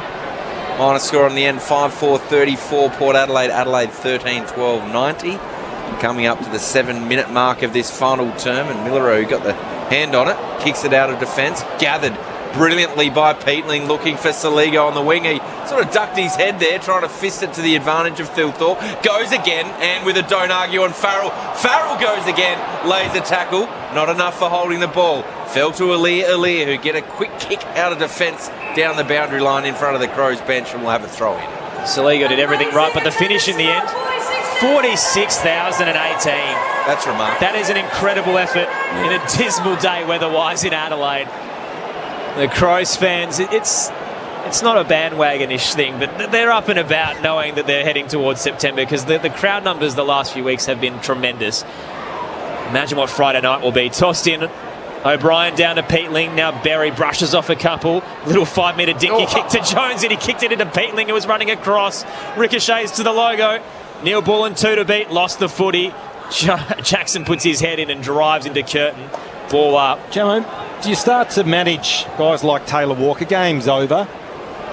Someone like a Taylor Walker who's on borrowed time, I guess, in terms of his career. Do you start looking at managing his workload? I guess that they manage the players almost to the letter, don't they, as well? So in terms of where and the game time he's played, and it can be quite a physical and taxing game, but it's normally the contest is not huge because it's so congested. Look, I'm probably long-winded, but I think the players want to play, don't they? Yeah. Up to centre half forward for Port Adelaide. So for Adelaide, I should say. They've got West Coast and North to come across the next month, plus the finals bye. There'll be time. Well, you want to be on the edge, though, don't you? I think you want to be actually playing the good sides heading into the finals. We talk about that to keep you on the edge rather than have a break. So a quick kick from Miller up. Got it forward for Adelaide. And Saligo there is pushed out over the boundary line by Farrell. So we'll have a throw in towards Adelaide's end, maybe 80 metres around from their goal. They're up by 56 points. They do have one major injury concern to come out of the game. Max Michaelani, the young gun, hurt his hamstring earlier in the match and has been subbed out, so that'll be a storyline coming out of the showdown. Lockie Jones sub with a cork. Doesn't seem too troublesome. Toss back in. Rolling footy Port Adelaide's way, but the Crows have the numbers. Worrell to Miller up. High kick up to right half forward, sitting underneath it. Saligo waited and a fist came late to knock it over the boundary line. Just repeating that score at the Docklands. So Geelong won by 101 points over the Roos. Jeremy Cameron kicked a career best 11, and Bailey Smith had a career high 43 touches. Yeah, right. They've dined out. Little 1-2 punch from the Cats' best, and they're sitting in fourth with a great percentage. Tossed in, O'Brien with a double tap. Butters tracking. Close to the arc. He's dumped head first. That's a dangerous tackle, I reckon, from Jones. He almost picked him up gut wrench style and then drove him forward. Meanwhile, a snapping shot from 30 out for Saligo rolls through for a minor score on the right. It was an awkward one. I think sometimes players with their momentum encourage that to try and get the freeze. It's like they're swinging their head as well. So Butters has put his head into the tackle. Yeah. Jones has kind of fallen backwards. It wasn't quite a DDT, but yeah, more of that gut pull into the turf. He's done it again. As the defensive exit, this time Peatling is the tackler on Joe Richards, so just got to be a little careful here in the wet, the Crows players. They've already lost one star to injury. Well, you've had two players just go head on into the tackle. That's not what they're meant to do. Adelaide currently by 57. And out of that ball up it rolls towards the boundary line, and there's a high tackle going the way of James Peatling. He's had a good game. Man on the mark, Connor Rosie, bang on the paint of 50. Peatling doesn't look overly confident at right half forward. Lowers the ice, and it's a scrub of a kick. Straight to Travis Boak, who I was going to mention earlier, has had 6 touches tonight, 4 frees against. So his fantasy points are abysmal. He struggled. So he took the kick there, Boakey, out of defence, but a turnover via handball ended up with Jones, who finds Saligo, who marks on the chest. 35 metres out, slide angle to the right. He's looked all of his 37 on Friday. 37 on Friday age tonight. Well, he's been a warrior, but he's looked off the pace tonight. Alternatively, Jake Saligo, I think he's been a real standout the way he's played. This will be his 26th disposal. He's had 10 contested, 5 clearances, 9 inside 50s, 9 ground ball gets, 4 score involvements. Big contribution. Could add a goal to all of that. Jamo comes in. Beautiful drop puck. Straight over the goal umpire's hat. This is the Crows show in Showdown 58. They're 14-13-97. Port 5-4-34. 12 minutes gone in the final term. Liz Walsh. Bit of a concern here for Port Adelaide with Jack Lukosius just coming from the ground. He looked really proppy on his right leg and he's been pointing at his calf down here to the physio staff. So he's sitting on the bench. I'm keeping a close eye on him, but he's definitely not 100%. Unless something changes drastically in the next 12 minutes, this will be Adelaide's 8th win by more than 10 goals. What was the record margin you said earlier? This 84. 84. I tell you what, there's still, as you said, 12 minutes of actual game time. There's time for the Crows to give that a nudge. It's just another feather in the cap of an impressive season for Adelaide with a month to go and a nice mixed draw to come. Thilthorpe down, picked up by Curtin Crisp. Away from Butters of all people. Kick on the left, bouncing up towards half forward. Aaliyah full stride, meets it. Plenty of momentum. Then rushes the kick up to the attacking edge. Hinge backtracking, it ricochets off the boots of Georgiades. Hinge will get it off Curtin, but he turns into trouble. Good tackle laid. Ball pops out. Boak dishes a handball off to Berry. Then Drew uses the left as he runs out of room. Bounces straight to Laird for the Crows. Chase Jones up the spine. Here's Rankin. They've just used the football so well. He's silky, isn't he? Kicks up towards centre half forward through the hands of Dawson. Gathering his Walker, snapping his Walker. It went the dribble. Oh, Bert Jones is under enormous pressure. There were two Crows there. He had his legs taken out from underneath him. Port Adelaide take the advantage through Aaliyah. That's a red card, Jake Saligo. Sliding tackle there. It was dangerous, wasn't it? The kick from Aaliyah is intercepted by Wayne Miller, just forward of centre wing members' side of the ground. Miller has it forward of centre wing. Back into the 50. Walker on the chest in the wet. He can do no wrong. Takes it 45 out. Slight angle to the right. Well, I sound like a broken record, but this bloke's been outstanding, I reckon, tonight. Not huge amount of the footy in terms of possessions, but influence in the game. He's been awesome. He's wound back the clock, big Tex, but one of the players that Port Adelaide have pulled the trigger on is Burn Jones. Played predominantly forward in the back half of his career, but he's been moved down back as well. So Hinkley looking for some sort of reaction. The Texan from 50. Beautiful strike. Walker on water. Tex has 3. What a night for the Adelaide Crows. They raise the bat again. It's becoming commonplace for this offensive prowess.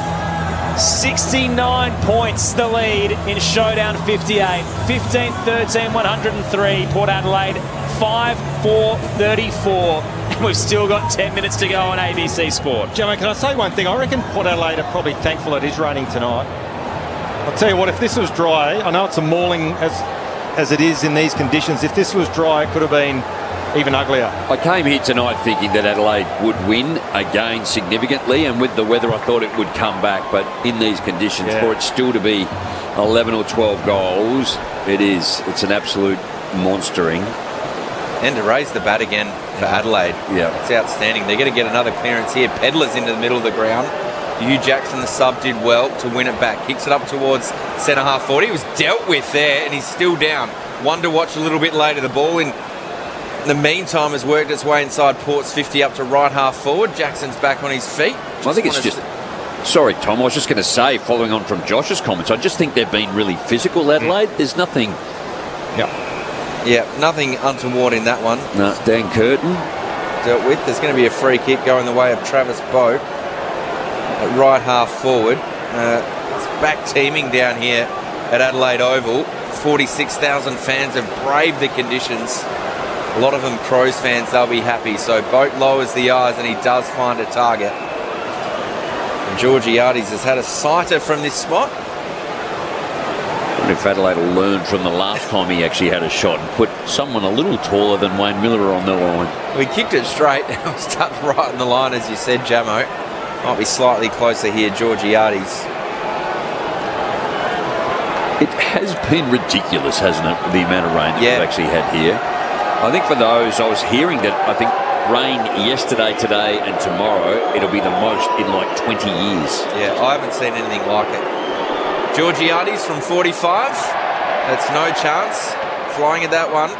Sweet. Brought it to ground.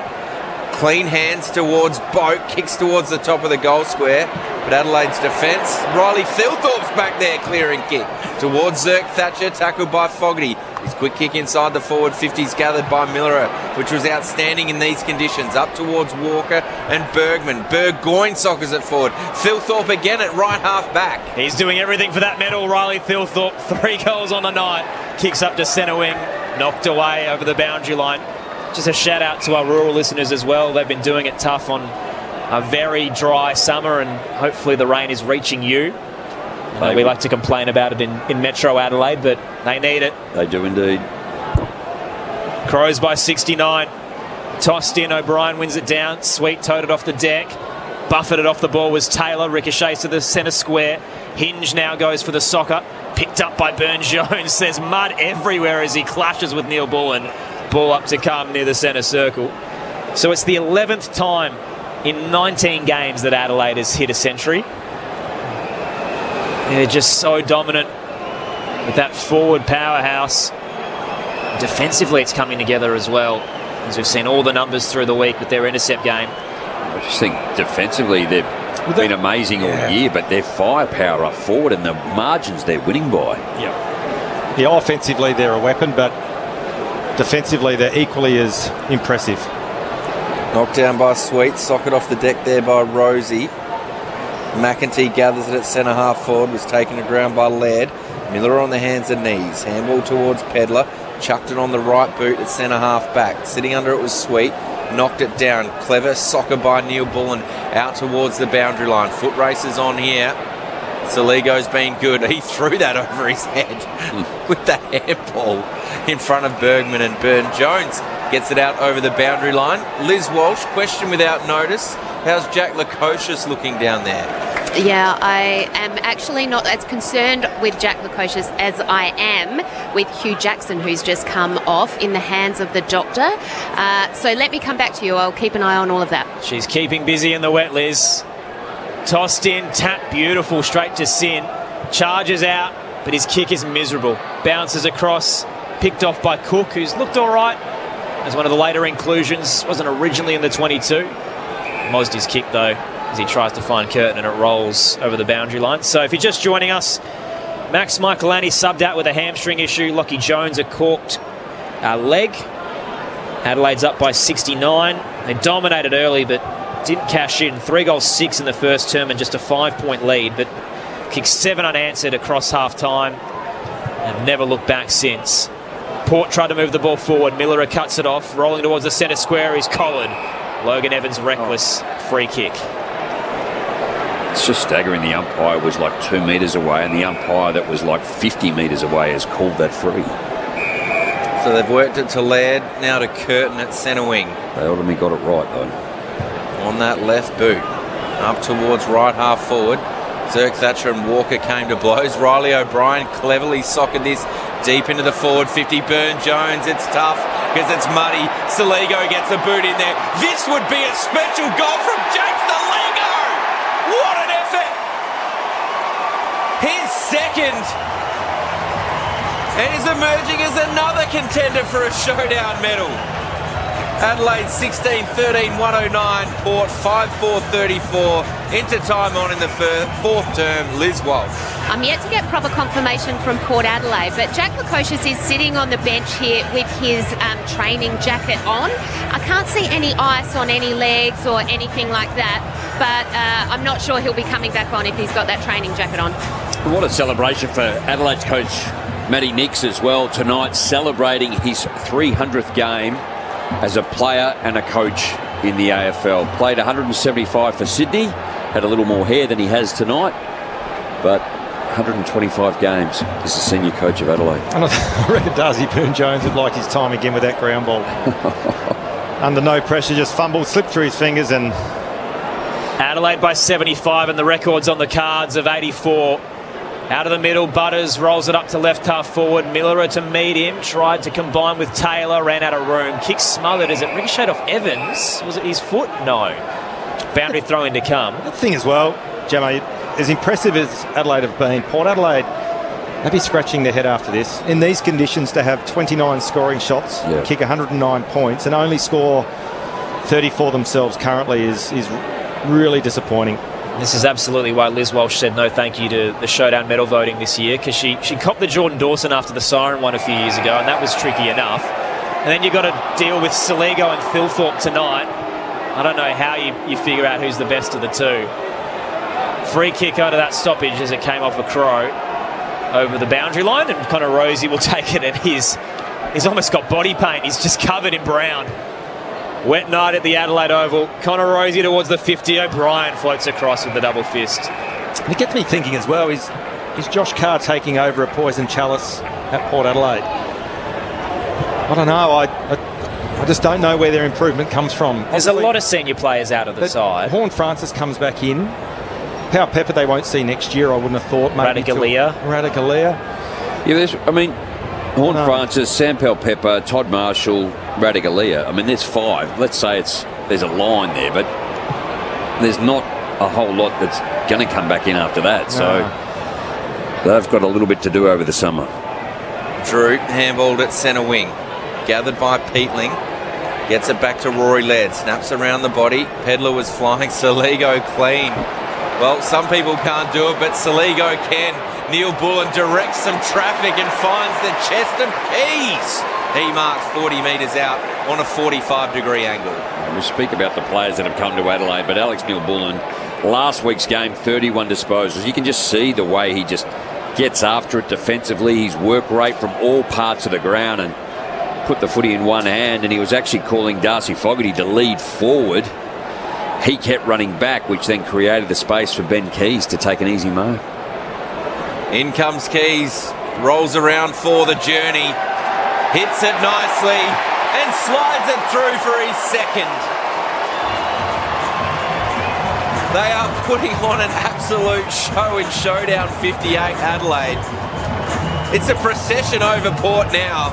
17-13, 1-15. Port Adelaide, a measly 5-4-34. 24 minutes gone, final term. What was the biggest margin? 84 points. Wow, I think we've got 4.5 minutes remaining in this last quarter, and it's currently 81 to the favour of Adelaide. We're almost there. Something to look forward to in a game that's essentially over. Well, it's 30 mils of rain tomorrow morning, overcast, wind, terrible morning. The sun's going to be very bright, Josh. Sanford W Grand Final tomorrow, though, Jamo, at Glenelg Oval. Yes. I know your Tigers aren't in it, but I'll be there, get on down. Actually, at 8:30. There's 3 under-8 games, an under-18 game into the SNFLW Grand Final. Crows by 81. Butters out of the middle, gets it to Farrell. Rare clearance up to half forward. Backtracking Millerer, left it for King. He's had a bounce. The Irishman from County Cork in the wet. Thriving conditions. Bounces and kicks up to right half forward. Saligo. Disposal 32 incoming. He's my pick. Pulls it towards Fogarty. Dive low, couldn't reel it in. Ricochets right forward pocket. Butters. Burton Jones rather had a slip. Speaking of, Curtin slides in. Paddles it out. Neil Bullen clean with one hand in the wet. Reels it in, hands it across to Peatling. Snapping kick, top of the goal square. Burgoyne fumbles, has some assist. Zerk Thatcher across. Farrell a hit and hope. Peatling juggled it. Did well to keep it in. Knocks it towards Taylor. Laird. Screwed the kick central. He's dealt with afterwards by Mead, and it will be a free kick to Adelaide. And this will be for the record. Can we end the broadcast now? I can't believe we got 40 minutes after this, Sharon, by the way. Lot to talk about. Get in touch. 0437 774 774. We'll get the announcement of the Showdown medalist. Actually, I need him to kick it because it puts that final down a bit in the picking order, doesn't it? That's good for you. Yeah. Luke Pedler to cap off a historic night from 30 finishes. Have the biggest margin in Showdown history.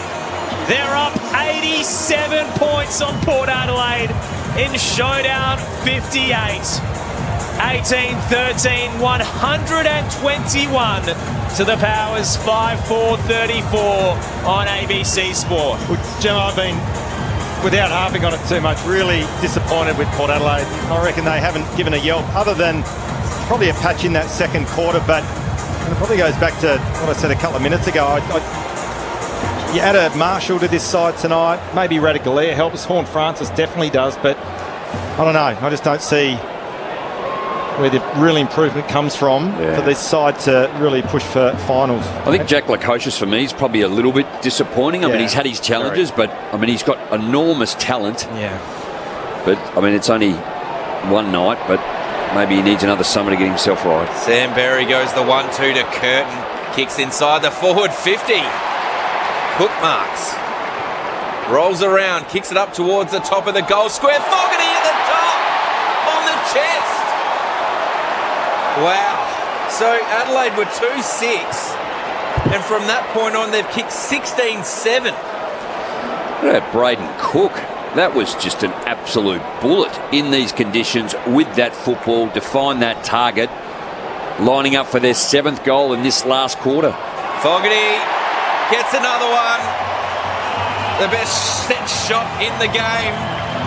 We talked about raising the bat for 100. Maybe the margin's in contention for Adelaide. They're 19-13, 127. Port 5-4-34. 28 minutes gone. There's still 2 minutes left to pile it on. Goal scorer number 12 for Adelaide. Multiples to many of the players. Port Adelaide with 4 goal scorers. And Jed McEntee, he has 2. One in the first and one in the third.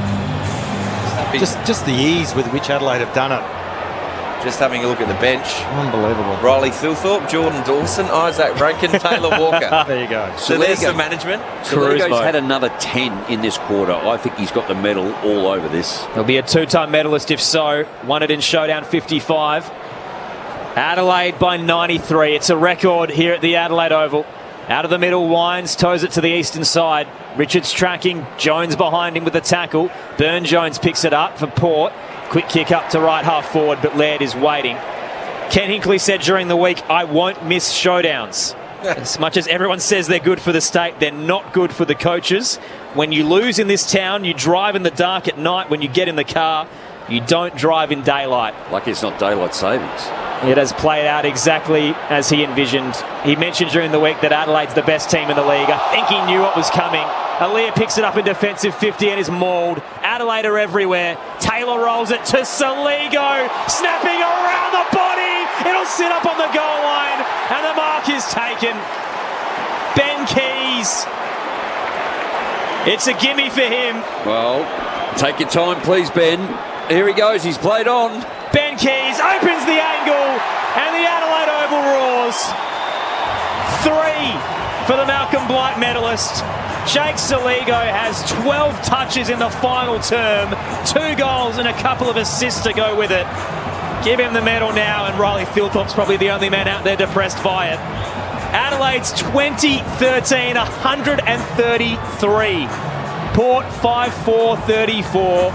99-point margin on ABC Sport. Josh, this is a serious question. I was very comfortable that Ken Hinkley should see out the season, but after absolutely being belted tonight, I would almost say I think it's probably time. I think you're right, but he won't walk.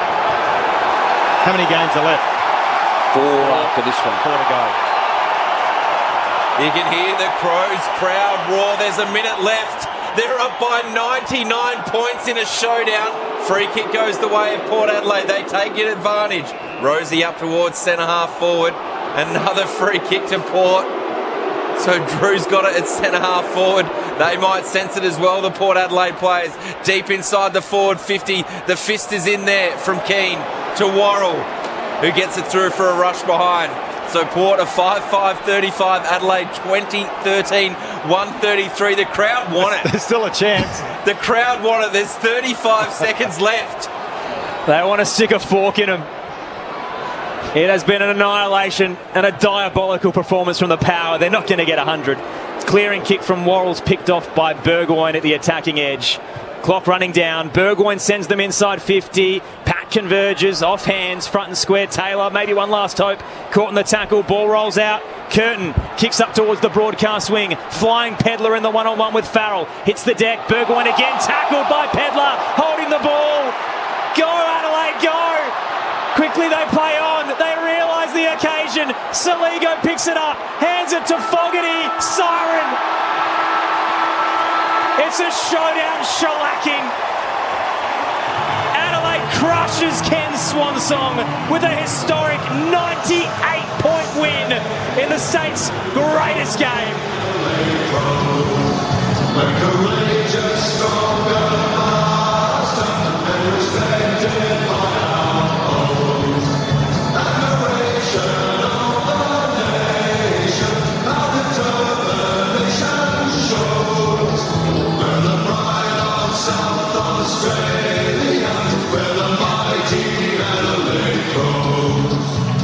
Adelaide's won 5 on the trot and have surged to the top of the table.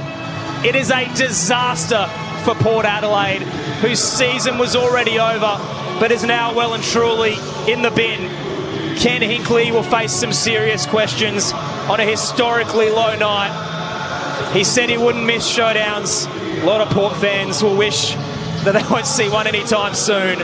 Adelaide have had an emphatic night. They led by 5 at quarter time, 29 at the half, 50 at three-quarter time, and they kicked the last 10 goals to win by 98 points.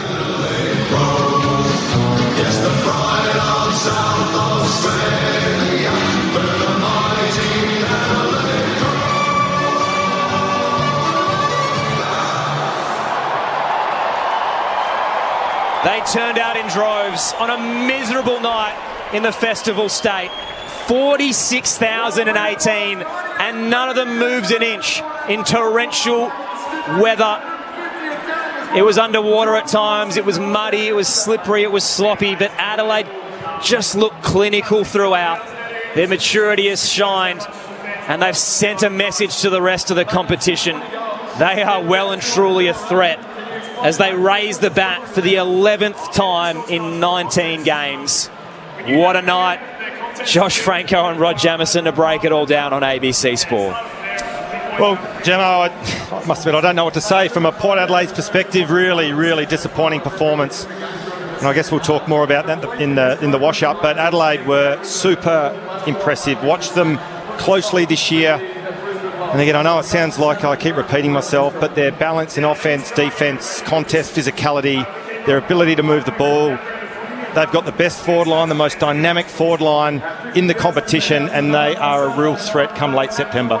Just looking here at the live ladder, Collingwood at second, yet to play, but 133%. I think Adelaide's was 147%. So huge percentage margin with that win tonight. But not only just tonight, the way they've just amounted their wins over the journey, just huge. Once again, their 8th win in excess of 10 goals this season, their 5th win in a row, and to take the scalp of Port Adelaide. And I don't feel sorry for them.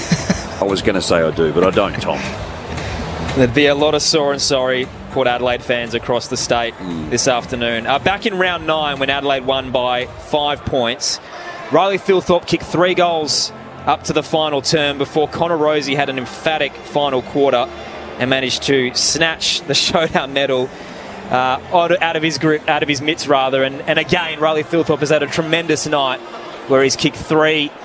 He's had 19 touches, but Chase Saligo's probably going to pip him with 35. Let's head downstairs to Jess Adamson. Both the Adelaide Football Club and the Port Adelaide Football Club to help make a greater impact on the lives of local children in need.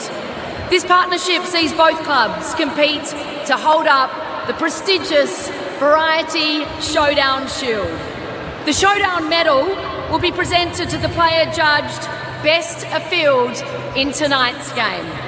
We're joined by Variety SA Chair Sally Paik and Variety Scholarship participant Ricky Pearce to present tonight's Showdown Medal and Showdown Shield. The winner of the Showdown Medal is Riley Philthorpe. Huge result 19 touches, 3 goals won, 11 contested possessions, 10 score involvements. You felt like he set it up. Jake Saligo had 13 touches in the last quarter and looked like he might have nabbed it. But for a big bloke like that in these conditions, that's a special performance. Well deserved for Riley Philpott, and just the beginning of a great career. Just want to thanks credit Port. Always a good battle. Thanks to the fans coming out in the wet. You guys are unbelievable, and a great team win.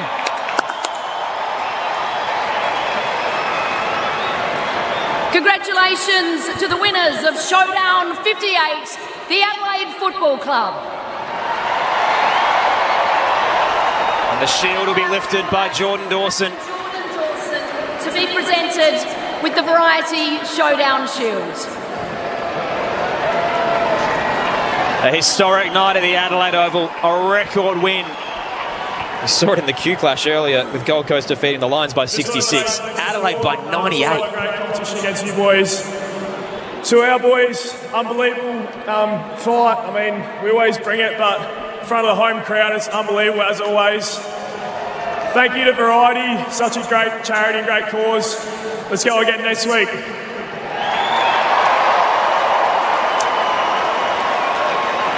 Thank you and well done to both teams on Showdown 58. What a night. It won't go down as a classic, but it'll be remembered for so many reasons that those at Alberton will certainly love to forget. Jamo, to your point, does Hinkley walk? I reckon Josh Carr gets him in a headlock and says, I'm not taking it, mate, because we play Geelong, Dockers, Carlton and the Suns. And he doesn't want those 4 games on his record, I reckon, Kari, because it's a tough run home for the Power, particularly after the performance tonight, and the confidence level would be absolutely rock bottom. I think it's going to be carnage for Port Adelaide. This week particularly. And again, sitting there as a past player, Josh, too, like you love your club and you support it, but you just can't go through getting belted like that. And so I do, in some way, shape, or form, go. I do feel for Ken, and I feel for, but you want your players to dig in, and when it gets tough, and nearly 100 points. Like, I don't think I ever got belted. Like, we had a couple of big losses in the early days to, like say St Kilda at Moorabbin and probably Geelong, but they were long time ago. This is, Port Adelaide have got a bit of a legacy for big losses and pretty regularly, haven't they? Especially this season. So they've been a proud club. We know 4 top 4s in the last 5 years. Yeah. We know they've been in the prelim final just last year. Just watching Connor Rosie and Zach Butters and, Miles Bergman there, he's just signed a 2-year deal. They just looked empty, in shock. And they're, their best players who competed pretty hard, especially the first 2, the captain and the vice captain. But there's not many answers there, is there? Well, I guess the other thing he's going to keep bringing up as well is Zach Butters, whether he stays or not. Totally. And he's such a important piece of the puzzle in terms of Port Adelaide's fortunes moving forward. But if next year doesn't pan out the way that I guess in his head it wants it to, then that adds pressure to that signing as well. Well, isn't the deal one he can sign for 2 years, and then if he does, he's got another 6 on top of that? Like, it's a huge deal.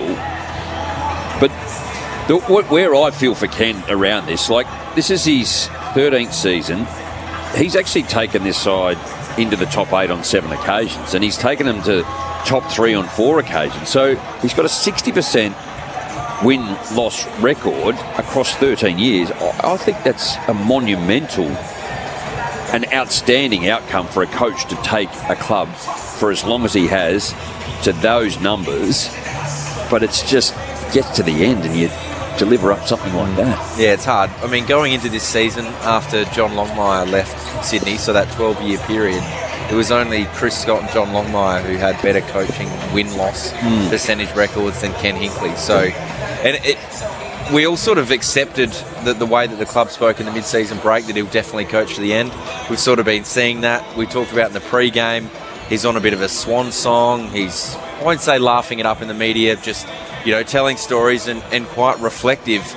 But it really has come out of nowhere again that we're asking this question, hasn't it? Because a performance like that really says, whoa, like you haven't, apart from that second quarter, as you mentioned, Josh, apart from that's this is not an honest. That's clearly their worst performance of the year, and it's against their biggest rivals. They had an opportunity to derail their chances at not just top four, but they're on top of the bloody ladder now. But in monsoonal rains as well, that's the thing that gets me. I think Tyson Goldsack was interviewed during the week saying, I'm praying for rain. They got rain, but probably sitting there thinking, thankfully it did rain, because the margin could have been, as I said, ugly. The way that Adelaide played the game and dominated all those key metrics in terms of contestable, ground ball gets clearances, all of that sort of stuff that coaches look at, they were just absolutely dominant. And then they moved the ball. Their ability and their efficiency inside forward 50, their tools were dominant. I keep saying, and I'm been so bullish about just the balance of their team and where they're headed. They're just so difficult to stop ahead of the ball. They're solid down back, and their midfield now with, I reckon, Berry. He's gone to another level. Matt Crouch is playing in the Sandfield. Does he get back into the mix of the AFL team? Possibly not, the way that they're travelling at the moment. But Berry's, he's taken a next step, but they have depth through the midfield. But guys like Keys and, those X-Factor, the Peatling and Cummings that they've recruited this year, they've been absolute gems from. Well, Adelaide played Port Adelaide in the SANFL today, and we might touch on it a bit more. Maybe you take over, Aaron. Let's get some reaction in the rooms, because the Crows have made their way down the race after dominating Showdown 58. Let's check in with Liz Walsh. Thank you, Aaron. That's right, down here in a very happy Adelaide rooms, where once again it's Tony Modra who's the one he's the doorman tonight, opening the door for all the friends and family and the media. So it's always great to see him. Jordan Dawson led the team into the room with holding the Showdown shield, which was lovely to see. They're all getting together now, and here they go. Right on South Australia, with the mighty Adelaide Crows. We're courageous, stronger, faster, and respected by our folks. Adoration of the nation, a determination to rule.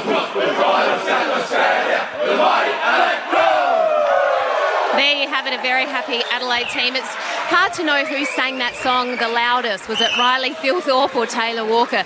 I also just have Max Michaelani. He's standing right in front of me as we speak. He's now got strapping around that right hamstring, but he's got a big smile on his face. So that's really good to see. We'll be back with a player interview very shortly, Aaron.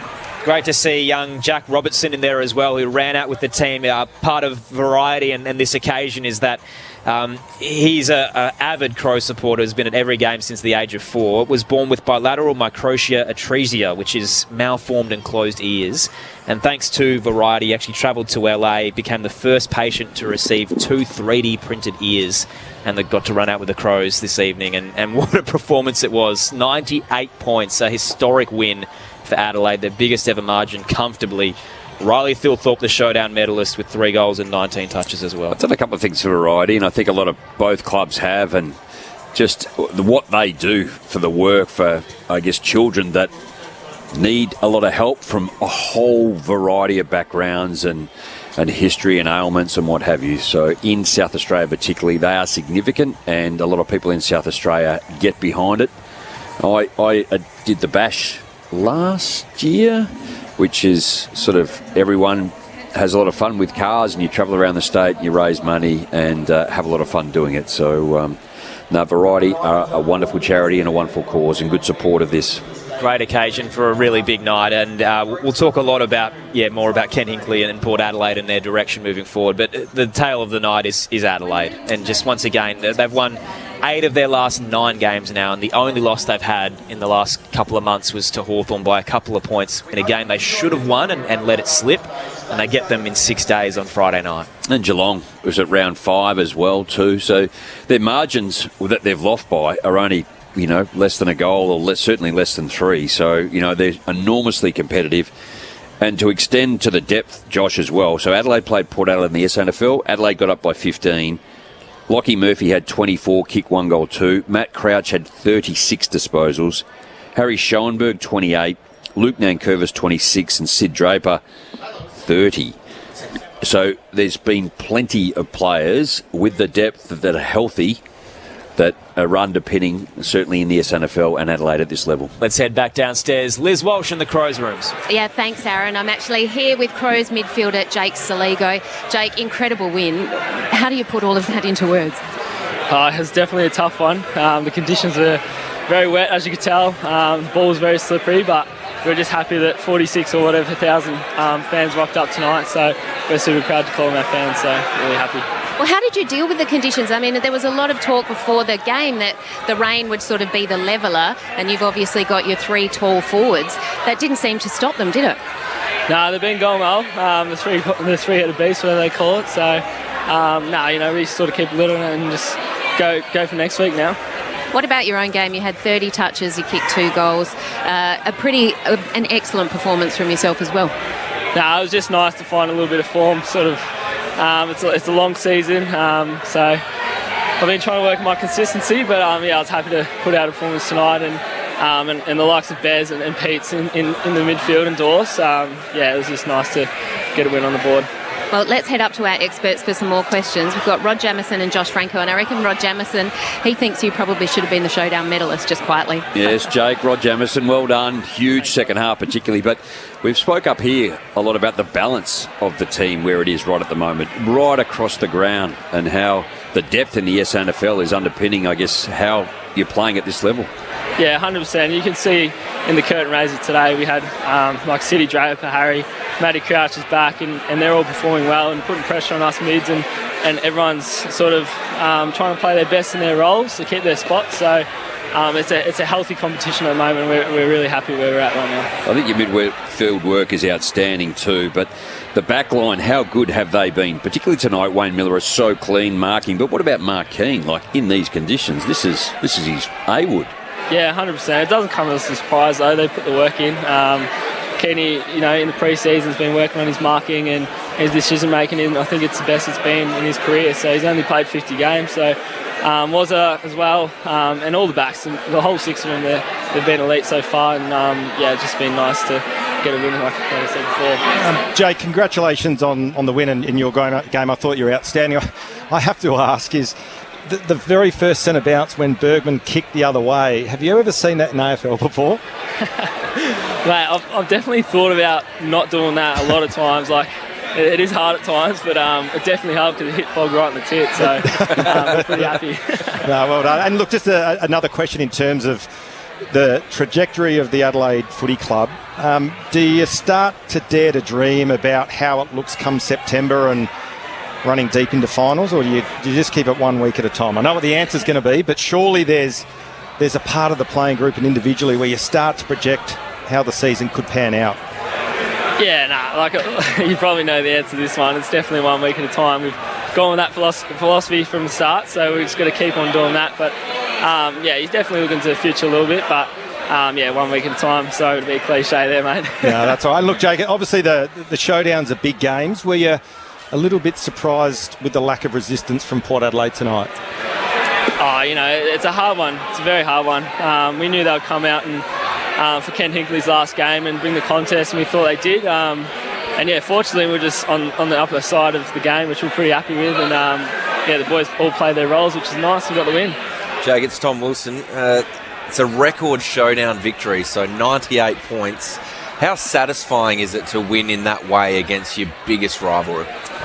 Yeah, mate, it's unreal. To have 46,000, like I said before, to back us in as well, and they brought the energy today. So playing in front of the home crowd, we love it, and hopefully just bring it each week. How did you find that last quarter, Jake? Because it felt like you were really hungry for the showdown medal. I think Riley had a good start, but you really closed strong.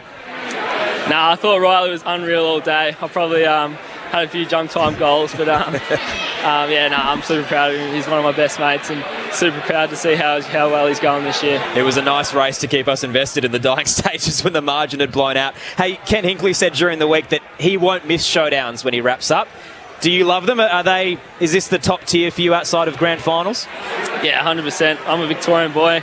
Didn't probably understand the rivalry when I first came over, but over the 3 or 4 years I've been here, I've absolutely loved playing in showdowns, and it's definitely a good competition each game. And Nixie 300 tonight. Just tell us a little bit about your relationship with the great man. He's been great. He's been great for my development so far. And yeah, he's just a great bloke all around. Probably a very nice guy. Very close to him, so we all love him and back him in. We appreciate the time, Jack, and congratulations on a very impressive performance against your crosstown rival. Thanks, mate. Appreciate it. Great to have Jake Saligo from the Adelaide Crows, winners by 98 points in Showdown 58. That is a record margin in front of 46,018, and he was also close to a second medal. He had 35 touches and 2 goals. Jake Saligo, he came home like a wet sail, but Riley Thilthorpe did do all the hard work to set up that victory, I reckon. And in the wet, to have 19 touches for a big man, it was always going to be close, but I'm glad he got it.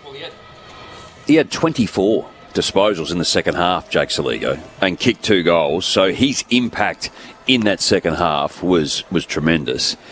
Just looking at some of the finds in that last quarter, Adelaide's kicking efficiency was at 52, Port out 29% in that last quarter, and speed up around the contested marks 15-8. So it was only probably that 10-15 minutes in that second quarter, Josh, where I think probably seriously Port got into it, but they couldn't score the goals when they had it up there. But the rest of the time, I think that was brutal by Adelaide. He was being kind there, Jake, when you asked him the question about Port Adelaide if they were up for it.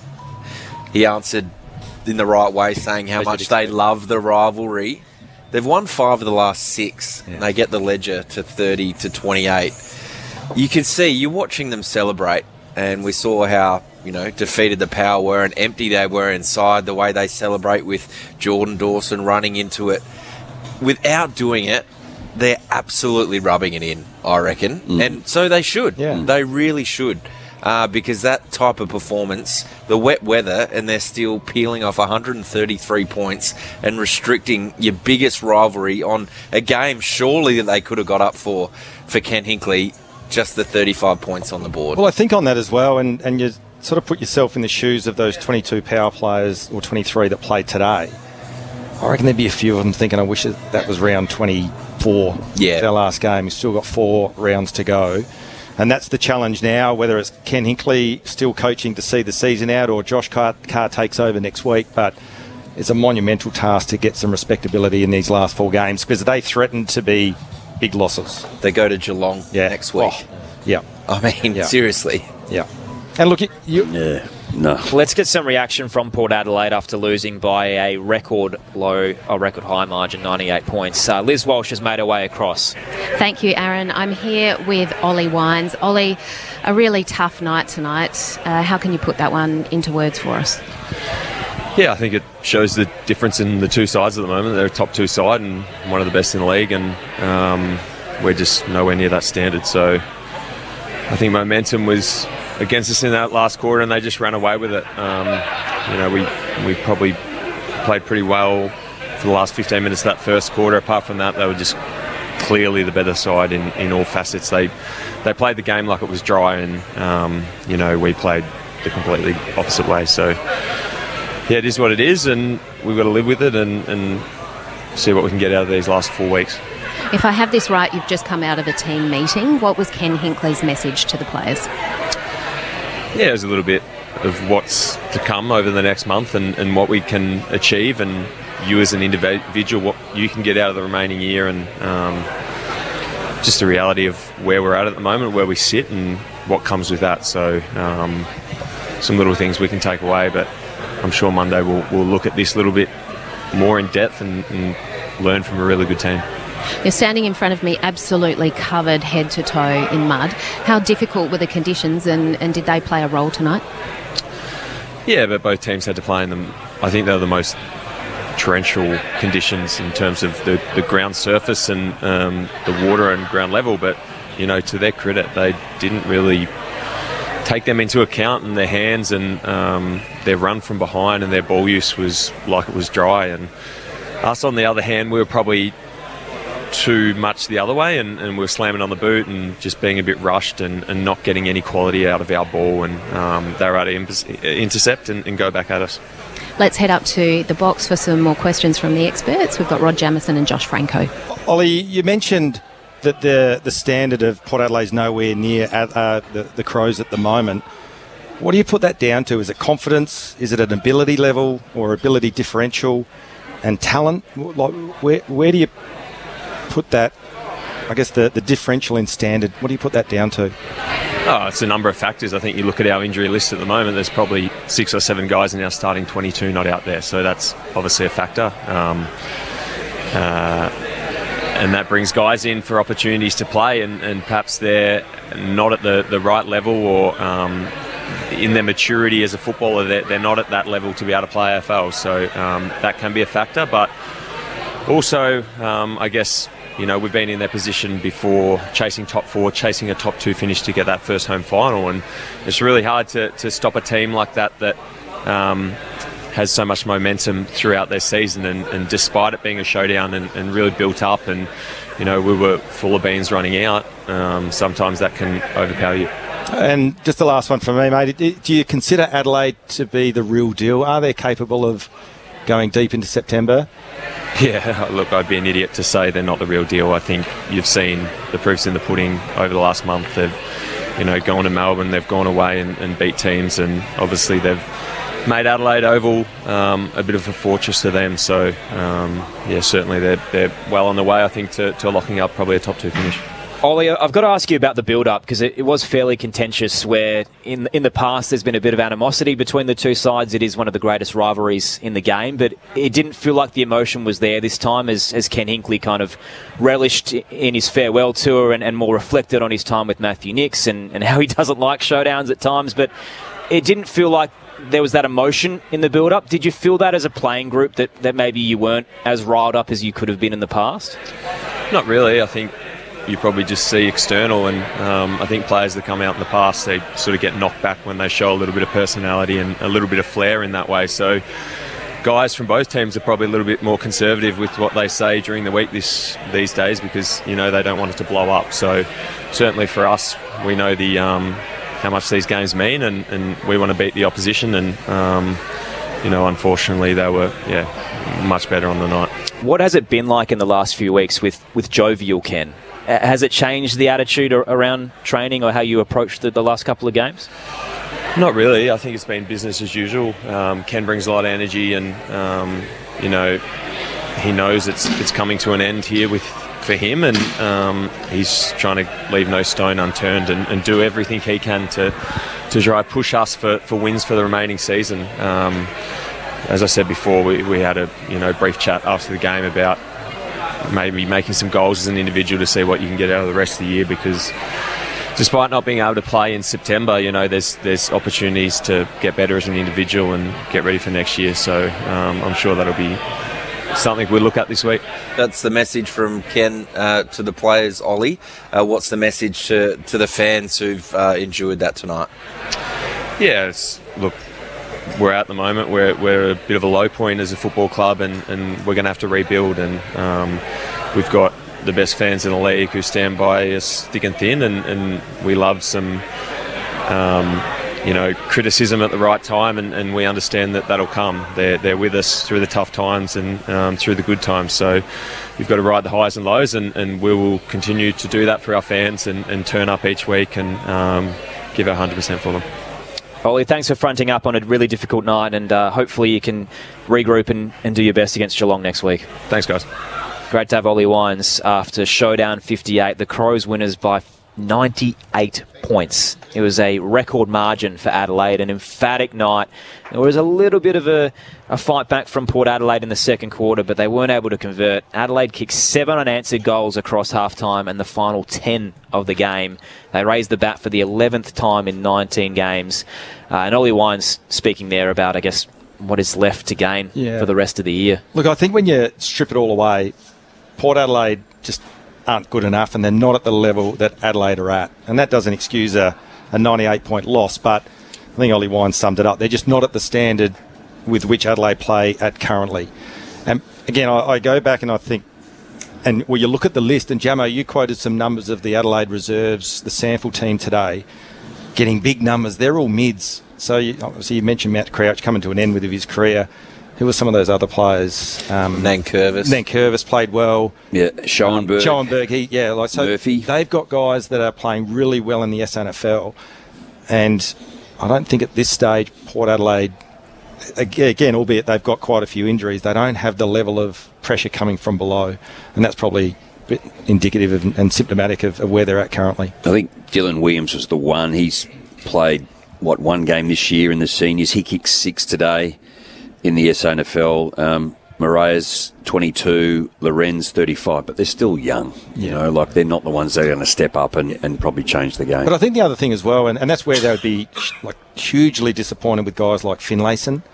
You know, they're struggling up forward. They've brought Lukosius over from the Gold Coast, hasn't really hit the mark, albeit he has been injured a lot. Georgiades is the only tool that can actually impact the head of the ball. Lord hasn't come on like they had expected.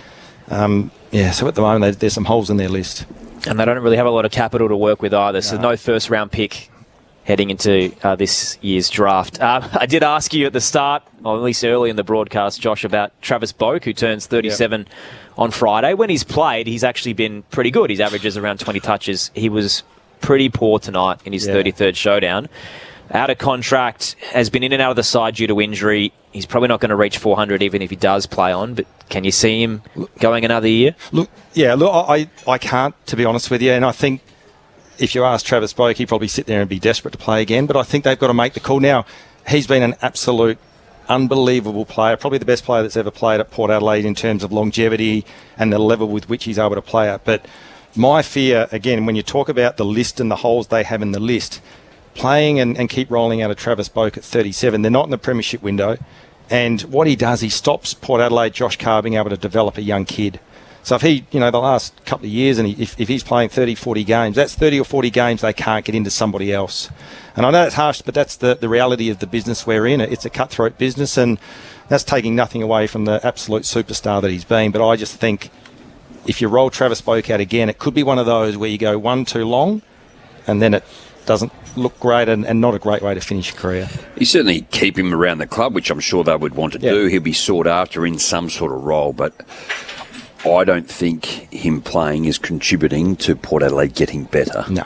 Like, outstanding, incredible champion for all the reasons when he could have gone back home and all of that. That's certainly been highlighted, but yeah, there's some tough questions to come on the list. Speaking of a couple of quick ones, so we know that Josh Carr's kind of getting a look at some of these young guys at the moment. So Jed McEntee out of contract, comes back in and kicks 2. Has he done enough?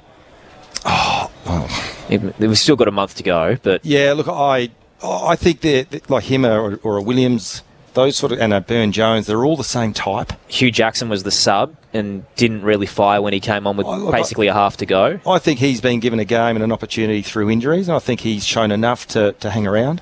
So there's a couple like that who are out of contract who are getting a last chance, and it's not really coming through. No, the real concern for me, again, is ahead of the ball. They don't have the tools. A Marshall coming back from his Achilles next year, what's he going to be like on return? That's a concern, and also the depth of midfield coming through that's putting pressure on the Butters and Rosies and Horn Francis of the world. They'd love an Asai Wanganeen Miller, but I'm not sure they have the capital to get that trade done. Votes 3, 2 and 1. We've already got a showdown medalist in Riley Thilthorpe, but feel free to do something crazy, Jamo. Oh, all right. You love doing that? Yeah, I do.